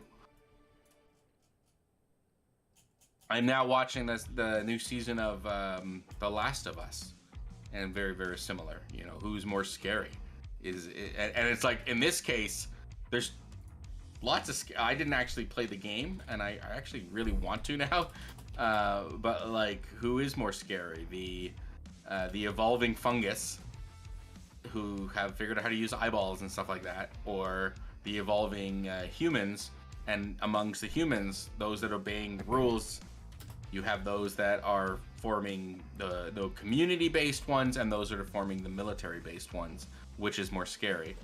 You know, yeah, it's a fascinating trope in apocalypse style movies. You know, they're doing it for. I think the faction is called the Fireflies. The Fireflies, yeah. Well, the Fireflies have now broken up into other factions. So the Fireflies themselves are bad guys. I mean, I know you're watching the show. You haven't played the game. I know the spoiler. I'm not going to bring it up, but I always want, because the plot in the game has a fairly interesting like moral dilemma that happens. I want to like it's interesting. Watching the show makes me want to play the game. And it's even from watching, my kids have been watching a lot of,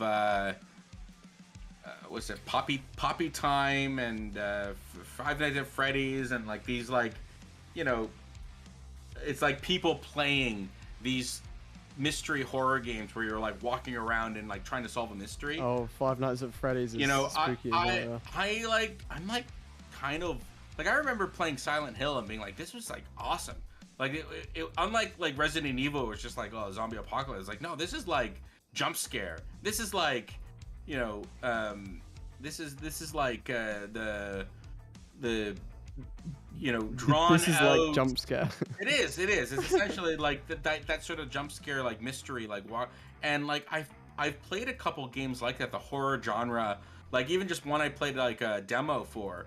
And one of its creepiest things was you're supposed to like explore this floor of a house, but like as you explore it, that it changes. Like that the floor changes, like where things were or not there when you go back, and like this is creepy as hell. The reason why Silent Hill was so good, because the very first Silent Hill was on PlayStation. Yes. And the reason why it, like, because the sequels didn't get as high acclaim. No, the first one was the best one, the scariest one I ever played. And the main reason why and how it uses that, it utilized the limitations of the hardware. So yes, in Silent Hill 1, because it's only PlayStation 1, so everything's foggy. It's super foggy. Yes. And you have a radio that like it starts to go off when the enemies are near you. Yes. Right? And so you can't see nothing. Yeah. That sounds horrible, yeah. It was so terrifying. It was like, where is it? And then the plot of Silent Hill is you're looking for your daughter, right? And when you're going through it, you'll hear like a girl giggle, and then you'll see her like run across the screen and stuff. Yeah, it like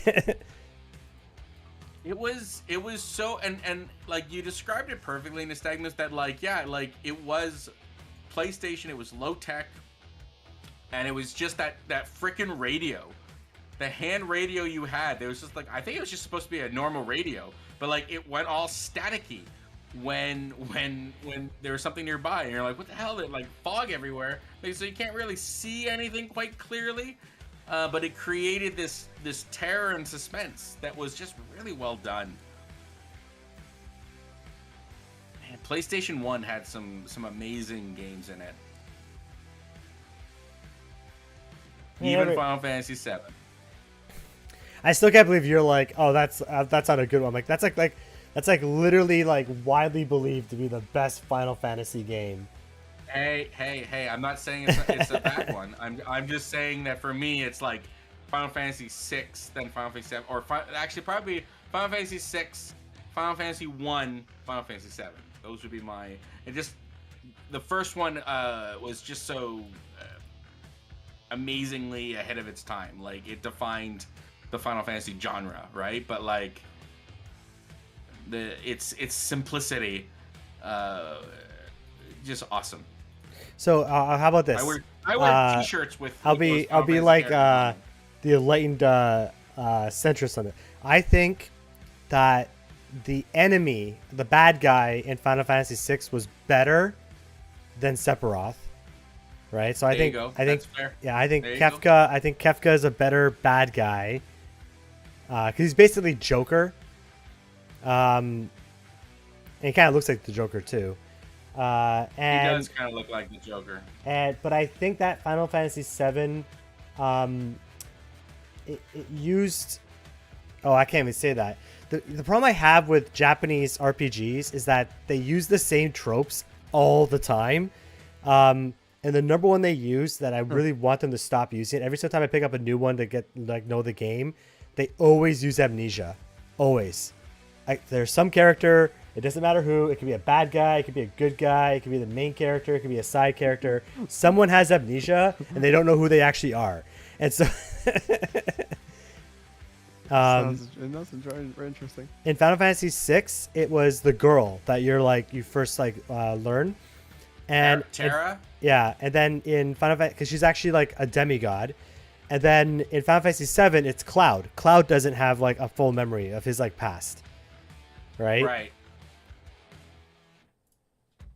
Now I will give Final so like one of Final Fantasy VI's great strengths for me is that like there's a lot of characters that I just fell in love with their story, because they were tragic characters, and I love that. I love the tragic character. So like Loki was a tragic character. Celeste was a tragic. Edgar, like all of them, they're like great tragic characters. 7 did have some very fantastic tragic characters. The Rex 597 or whatever was a fantastic tragic character. Yeah, obviously main character died. Yes, that is tragic. Sephiroth. Like Sephiroth with the tragic Sephiroth had way better motivations for what he was doing than Kefka, who was just like straight up evil. Agreeable. Even Gunhand Man, Baron. I don't know. I always call him. What is it? Was it Baron? Who is it? Do with the gun hand? Tragic story. Oh, you mean from Final Fantasy VII? 7, yeah. Starts with a V. I always called him Baron. Maybe it is Baron. Beret. Oh, yeah, Barrett. It is Barrett. Okay, Barrett. Okay. No, because there's another guy with guns. Yeah, there is. That's right. Was it a vampire? He's kind of a zombie. Vincent? Yeah, Vincent. Yeah, Vincent. Vincent. He's like late game. He's like one of the late game characters. That was the other thing that was really cool about the Final Fantasy, like, especially after like 6. Maybe they didn't in 5. Maybe, I don't know. But the secret characters. There were characters that like you got later. In like literally in 6, there were. There's like one guy. There's one guy who like a ninja. Yeah, there's like a ninja. There was a bunch of. Well, even in the second part of it, you didn't have to get some of these characters. In fact, because I was that kind of nerd, I cleared Final Fantasy VI without getting any of the extra characters. You can actually, with Celeste, Edgar, and Shadow. The Shadow. Shadow, yeah. Well, that wasn't one of Celeste, Edgar, and the Gambler, Garaft or whatever. It's so hard when thinking about them. Like you want to use the names that I always name them. You didn't have to get all the other characters. You just had to get those 3 in the second part of the game. These are all before RomanHoliday's time. So. Oh, RomanHoliday! You gotta play Final Fantasy 6. Final Fantasy 3 in the United States when it came out, but now I think it's now just affirmed. It's just Final Fantasy 6. They just call it. Yeah, there's so many games in too little time. There's just so much. I know. Like I really like that amnesia idea. Like that makes such an interesting. It's tricky. It's tricky for you too because like we grew up with these where like we did not have growing up the distractions and the multitude of options that is the internet, right? Yeah, it was like one thing everyone played, which is kind of a benefit in a way. It really was. And it made it that you got very passionate about these things. Like now you have so many it's the paradox of choice, I guess, right? Is that yeah, when exactly. you have so many choices, it can be overwhelming. But I know like Final Fantasy, it definitely shaped my worldview. Like that's how important the game is to me. Yeah, clearly, yeah. Wow. Personally, I like RP. Like the reason why I still gravitate, even though Japanese RPGs still use a lot of tropes, right? Like that was my main criticism. Like so, for example, on Switch, I like the Xenoblade series. Right? I don't know if you played that one at all, but that one is like amnesia's like built into the game. So, and it's really weird because they're called drivers and other characters are called blades. So other characters are basically the main character's weapon. They're called blades though, but they look like people. And when you're attached to your blade, if you die, your blade doesn't die, but they lose all their memory of their time with you. And when someone reactivates them, they open up as like a new character essentially. Like they don't remember who you are or anything like that. So like everyone just gets amnesia like all the time, like all these blades like you meet and stuff. But that's the trade-off though. So the trade-off that the blades have are they don't remember their previous lives, but they're immortal. They can't die. Niall, I have not yet played the remake Rebirth. It is on my list. I believe it's available on Steam, right? Haven't played it yet. Sorry, Nystagmus. I just wanted to quickly. I'd never heard of that game, Nystagmus. What is it called? Xenoblades. Zero. Xeno. Interesting. Xenoblade. Xeno. Yeah. Okay. Interesting. It actually that sounds very interesting. No, Farpad. There are a couple aspects of the game that I also criticize as well, like what do people used to call it? Fan service. There's too much fan service in the game.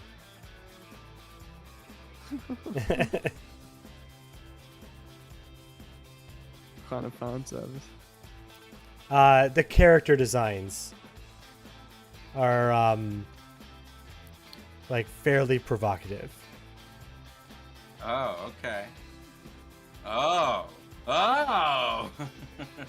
Like just here, I'll share in the in the chat. I'll show you what the characters look like.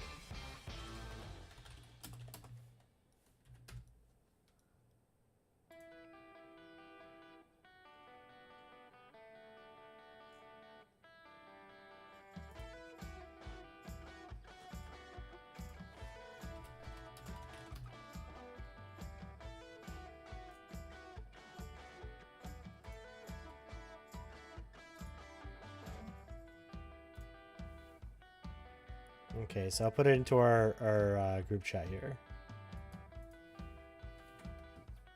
These are just a couple of the characters. The one on the far right is one of the main characters named Myra. Or Mithra, sorry, Mithra.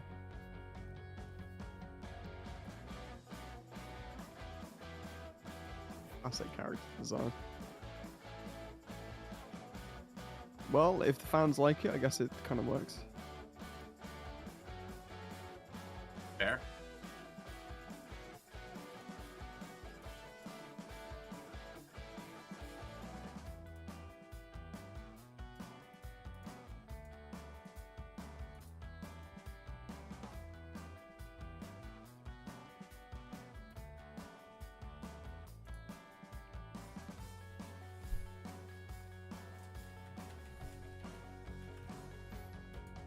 Oh, the other trope they do, the Japanese origin is that there's a love triangle. Oh, well, almost every time. Okay. Yeah, they do it like all the time. The world's moved on from that now. All the young people are watching real life love triangles on reality TV shows. Well, the thing that happens a lot now is a lot of like fans will like purposely just ship people for no reason, right? Yeah, I see. I guess people have always done that on TV shows, I guess. No, but the shipping culture now is like pretty bad. The shipping culture. Yeah. Yeah, you should Like go to people Portsmouth, they've also shipped there, people but get like really angry if like the shipping culture. What's going on? You know, Niall, I am very interested to try it because it sounds like you know, revisiting a past fantastic game and like making it in that game's like former style, former glory. This is something that I think like Squaresoft, I don't know if they still own Final Fantasy, but like I believe this is like more of a Japanese thing that you're seeing, Japanese game makers revisiting the greats and then making a new adventure in. So like Mega Man's an example of like the classic Mega Man. You know, there is classic Mega Man games now where it's not like the new Mega Man with all like the sometimes less is more. Mega Man. And Mega Man was a great example of less is more, and I believe Mega they made Man. What kind of name a is that? couple Mega Mans, like Mega Man 9, 10, you like didn't where they you were don't know like, who Mega Man is? My sweet summer child. Well, I kind of know, I know vaguely who he is, but it's just the name. It's just like if you could come up with the most like kind of arrogant, boasting, kind of comically ridiculous you name, know, like it would be Mega Man. Like Superman, right? Like, you know, like Yeah, Superman. exactly, like... exactly. Yeah. Or like Captain America, or like all of those. It just like kind of cringes me. I'm like, wow, these names, man. you don't like Mega Man? You don't like Mega Man? Well, look, I'm willing to be convinced. Mega Man games are great. Side-scrolling, pea shooter. You had a pea shooter, like literally. The weapon was called a pea shooter. It shooted little peas. Sounds like something you get in Mario or something, you know? Yeah. Oh man. Classic era of gaming. I wonder if they're gonna start. It's a weird thing. I wonder if they're gonna split up gaming like they do for comic books. Like for like eras, the eras of yeah. gaming. Like comic book era, Golden Age. Yeah. Silver Age, Bronze Age, Modern Age. Maybe like, you know, it's a weird thing. Like, you know, talking to the youngins, either young millennials or older Zetters, like our friend Holiday, that didn't grow up with like the Nintendo Entertainment System, like getting it on Christmas or whatever, it being like this big deal. You know, it shapes the way that you grew up, Holiday, that you like. I don't know what your equivalent would have been, but like, yeah, it was. These are like generation-defining moments. To be fair, when I was young, the DS was a massive thing, and the Wii was a massive thing. DS? When I was young. Okay, very good. Yeah, but I wasn't allowed a DS, so I was deprived of that. Just my parents they didn't So agree maybe with DSs. the DS maybe would have been the. But I would go around NES. to my friends. I go around to my friend's house every Thursday and play the Wii. And that was great. Nice. That was amazing. I recall this level of rebellion that Nystagmus is going to be going by your parents' place when he visits England to talk to them about all the stuff you got into. Whoa, no false allegations, please. When you weren't looking, RomanHoliday. Like, who's RomanHoliday? I'll make up some allegations about Nystagmus if he does that. There Just you like, go. There you go. yeah. Just Nystagmus has been he's been Very he's naughty. been going on and on about the shipping culture. He just won't stop. What? He's just obsessed with shipping culture in video games. I mentioned like It's a bit twice. weird, man. he's just every night he goes to bed and he's like, God, the shipping culture's out of hand. It's just all these people on Reddit, it's getting too much. I'm sorry I'm using the new terms that the kids are using. Maybe you're too old for that now too. It's happened to you, RomanHoliday. You used to be with it, and then they changed what it was. Also old. I used to What be was with it. in? Then they changed what What it was was. his- Now what I was isn't Yeah. it, and what it is what sounded weird and scary to me. It will happen to you. It'll happen to you. No, I don't believe it to be true. So weird, like, even this, like, you know, I can't imagine at 23, 24, which is, you know, the age I imagine our friend Holiday is in. Yeah, you're bang on, yeah, bang on. I can't imagine going online and having a show with a couple other dudes that were like 2 decades older than me. Like, what an age we live in. Like, this is a new era. Yeah, it okay? wouldn't have happened many 20 years years ago. ago? Yeah, No, that's well, true. no. In 2004, you know, like, was streaming going on? Sure, I'm sure there's some level not of really, streaming going on, but but yeah. not really. You know, like, YouTube existed, and you know, but that was still like when the old internet existed. You know, when it was all like a fun and, you know, silly stuff, and like, When the most viewed video on YouTube was just a cat, I'm pretty sure. yeah, or you know, Or like things some like, child saying like someone ate my finger or whatever it was. or Yeah. adult content was like risky and BitTorrented and like, you know, now it's just like, oh, there's all these places that are essentially YouTube. You know, like, all of these things, they were not like that 20 years ago. Things were not as accessible. You know, Or how Napster about, was still a thing. You know, like, I like Right, how I barely even know what first Napster is, video that music. first video on YouTube to reach 1 billion views was Gundam Style. Gundam Style. Like, how Do you call it Gundam style? I thought it was Gangnam style. Gundam, whatever. it is. Whatever, man.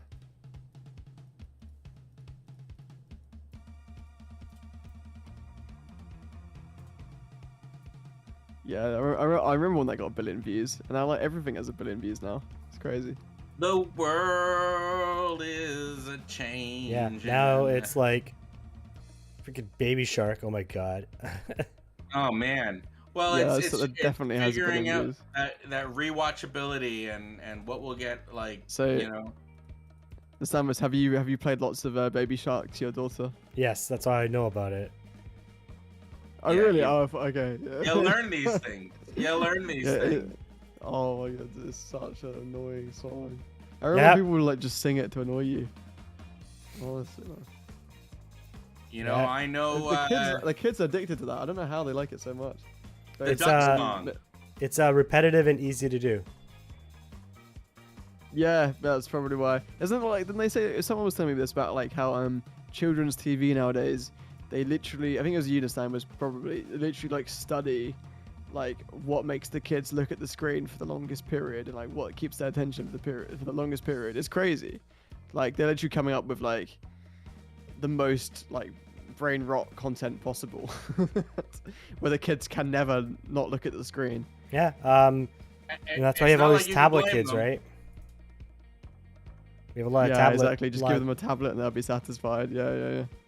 Give them an iPad and they'll be happy. Granted, like Yeah, lucky in the sense have that that, thankfully. my daughter like goes to daycare, so you know she does full day daycare, so it's hard for her to exceed more than an hour or two of tablet time because she gets home and then we have to eat dinner and all that stuff, Right, and then okay. it's basically almost time for her to go to bed anyway, right? So Yeah, exactly. Exactly. On the weekend, she uses a lot more because she just loves it. But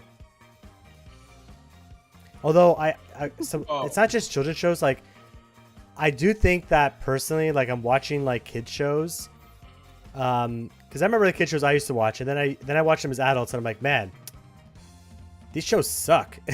Like, For a second, I thought you were gonna be like, man, these shows are so good. No, Power Rangers is like, Yeah. watch old Power Rangers episodes. It's exactly the same in every single episode. That's how they did 150 episodes, because it's the exact same formula. They fight the I was monster. actually a bit unusual kid in that, is that like I didn't like shows like that because they cringed me out, because I looked at them and I was like, it's the exact same every single episode, and or like they're deliberately creating drama here for no reason or whatever. I was just like, I'm not watching this. What the hell? Well, la-di-da. Or there's shows like Robocar Poly where it's a 3-minute introduction. And it's just like, what? Now, How does every 15-minute show have a 3-minute introduction? now That's what the hell? the other difference though is you have kid shows today that are like Bluey, and Bluey is actually watchable for parents because it kind of makes fun of like the absurdities you have to put up with when you have small children. It really does. It really does, and it's like the father in Bluey is like, this is the model father that we should all aspire to be. That's the only downside. Bluey does make you feel insecure about your own parenting skills, because the parents in Bluey are like rock star parents, right? Like, but it also like it shows like if you're doing these things, you're doing some things right? Like, so for instance, those fun little games. All of my kids grew up having. We have a game called Blue Monster. And Blue Monster is, I have a certain blanket, it's my TARDIS blanket, it looks like a giant TARDIS, where when we play Blue Monster, it's the same game every time. I pretend I'm a rock, and the blanket's over top of me, and then a kid will come in and camp out beside me, and always the Blue Monster comes to life and gobbles him up. And that's the Blue Monster. It's a Blue Monster game. And that is something all of my kids have experienced, and it's like a game, and they have the same thing in Bluey, where not the Blue Monster game, but like this is one of our games where I know kids like, oh, let's play that game that's like this. Oh, you mean this game? It's like, yes, that game. That's good parenting if you're coming up with, just for fun games, and it's just between you and your kids. That's good stuff to strive for. Take note, Holiday, if you and your current significant other get married. I don't know. Probably not something you're thinking about. Yeah, for as they're watching and like, yeah, why aren't you thinking about that?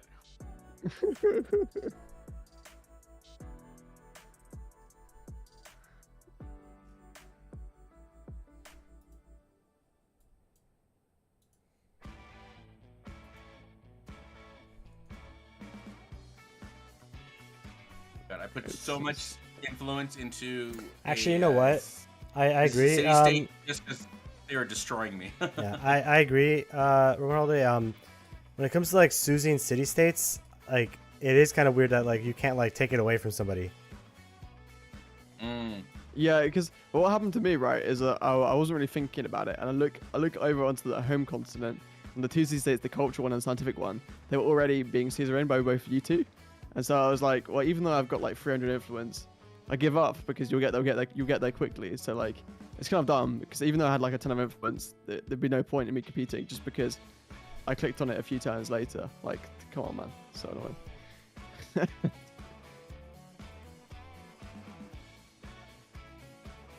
Oh, I found.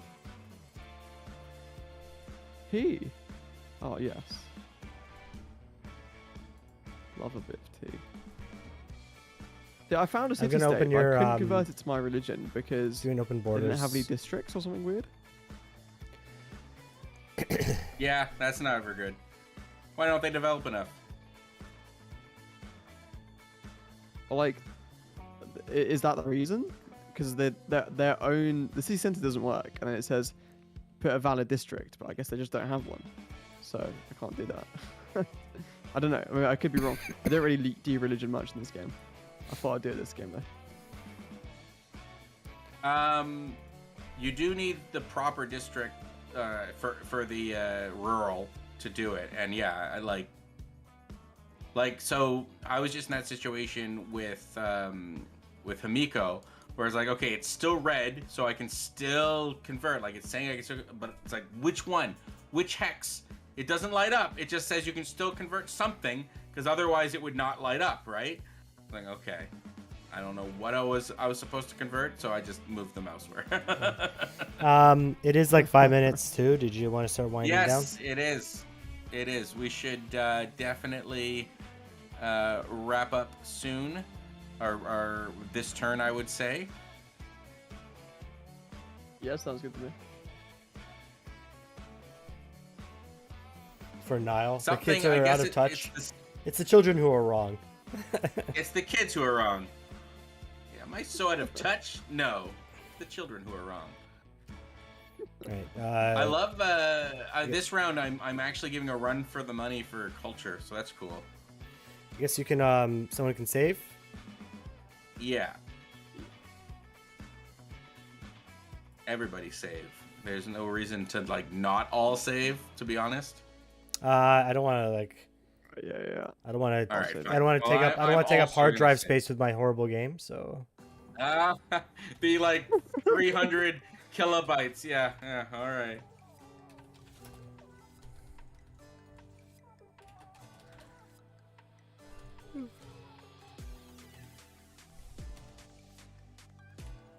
All right. I have also saved it. All right. Well then, let's have a couple final thoughts and wrap up the evening. So I'll start. Final thoughts. So this round, I really messed up my trade the first round, and I'm very grateful for the tip. And you know, the +5 trade range is a big deal. That when I clicked that one little town that I probably had that option for a while, it opened up like, no hyperbole, like 10 cities that I could trade with. So had I done that earlier, and you know, this is the advantage I think of specializing some of your cities before you make them towns, and before you make them into cities. Something like that for a trade empire made such a huge difference.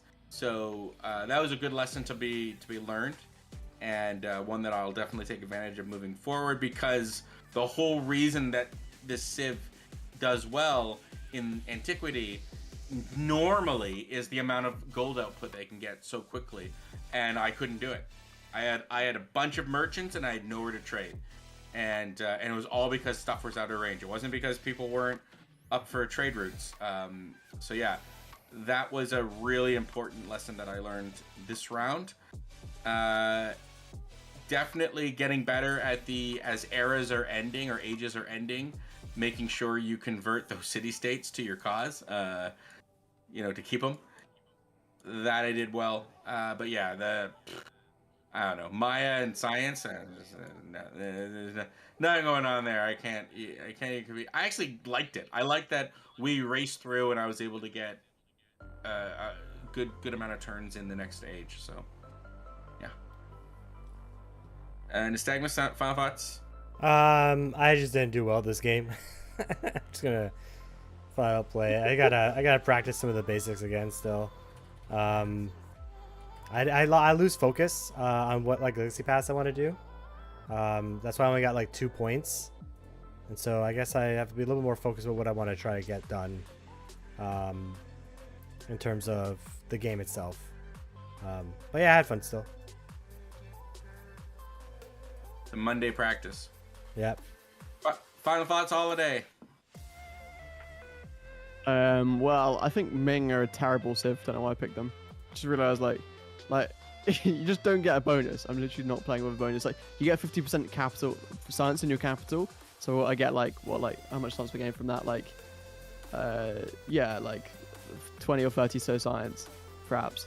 But like it's not worth it by getting -15 for every single non-tradition policy you have in. So you just immediately offset, and then like the other bonuses are so terrible, like the Great Wall just doesn't do anything. So I'm playing without abilities right now, but it's still quite fun, finding the new world and all that. Yeah. And I found some tea, so I was pretty happy with that. Look at this, look at this tea. It's so beautiful. So next time we're gonna settle there, and then I'll be happy. And then hopefully we can mod in tea victory, and I'll be happy. But it's good. I think in the future we should I think what we should do is every time we should play with like some dumb rule every time. Like I'll make some mod that changes up the game a bit, because I think it'd be fun to always play with a different kind of, almost like a bit like a different kind of Civ 6 like game mode every time, which we change a little rule so we keep it fresh. I think that'd be the better thing. That's the best way to approach this, because obviously you're playing a lot, so if you're changing a small rule each time, like it could be huge. Like for example, I could you're gone. Well, and to build onto that, something to consider. I don't know how difficult it is to do these, but like, I like that idea. But we could also have that in future games, that maybe the prize is that, you get a rule next time. If it's not too difficult to modify, right? Like, if you want to make a rule, okay, cool. But like, that would be kind of a neat sort of game to game sort of thing. Like, let's do this thing. Or so if you win the game, you get to make a rule to make the future games easier. Yeah, well, it's essentially exactly what you're saying. But like, I guess what I'm saying in the end, Holiday, is I kind of wanna learn a little bit about how to mod. So that might be an interesting future conversation to have. Well, like I already have a basic software background. Like coding is something that I'm familiar with. It's not that I don't know anything about coding. A lot of jobs involved. Don't they say like it's a very high proportion of jobs involve coding nowadays? It's like it's very high. Yeah. Yeah. Yeah. Well, yeah. Well, not very high, but it's like higher than you'd think. Data analysis and business analysis, especially data analysis, you do need to know some basic coding, because things like, even an Excel spreadsheet, if you're using a program like R or Python, you can do things a lot faster, because it's just a matter of utilizing some code, exactly. Right? So, exactly. And most data analysis tools have that. If you know some basic coding, you're gonna get by just fine, right? So it's something that you might be surprised at how much this old Zo can pick up, how quickly this old Zo can pick up once I understand some of the basics of it. So, that even might be a worthy video in itself, teaching old Zo's new tricks, and we're gonna teach Zo how to mod. That could be interesting. That could be interesting.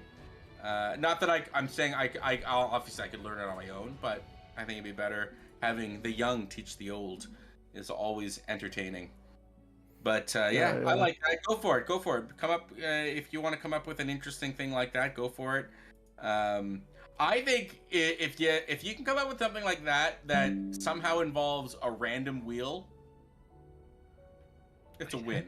Well, modding a wheel into the game would be hard, but what you could do... mod a wheel. You'd have to be out of the game. What you could do is it has some options in the game set up, and you spin a wheel, and it enables one of them. Like, you could do that. That would be a lot easier to do. Well, you know what? I'm gonna learn some basics about it, because I'm actually fascinated by modding. I always have been. Civ is a canvas, and it's a long-standing canvas. Like. And also, I think the more people that understand how Civ modding works, the more you can kind of campaign to get, to expand the modding tools, because sometimes the modding tools in some areas can need expanding, and the developers can add that, but obviously it would take developer time, and it would take people actually wanting that to happen. Because people need to demand it for it to actually happen. So if you have an understanding of modding, you understand what areas of the game need to be kind of expanded, so you can make even better mods, kind of thing. If any game were to do it and pioneer it, it would be Civ. And they started it with Civ 2, publicly. In Civ 1 you could do it, but Civ 2 was like a public, like, here you go. You can now modify your own game. You can change. Now it was a lot of it was very front-ended, like how you could change the game, but it's always been something that Civ has embraced. And in the end, for developers, it is in their best interest, because now you've got honestly, tens of thousands of people tinkering with your ticker, and they're coming up with all sorts of things that you can be like, all right, that works. Like it's a bit like I'm very the QA curious argument. how many Civ innovations have been because of modders, because people went and were tinkering with, like, actually that's a better way to do it. It's a bit like the QA argument, right? You can unleash QA so like millions of people test it for you, right? And it's a bit like mods. You have thousands of people making mods as well. It's like, it's just the sheer manpower of, like, thousands of people, and like who comes out on top, So much to learn. There's so much to learn, so many ways of getting it right.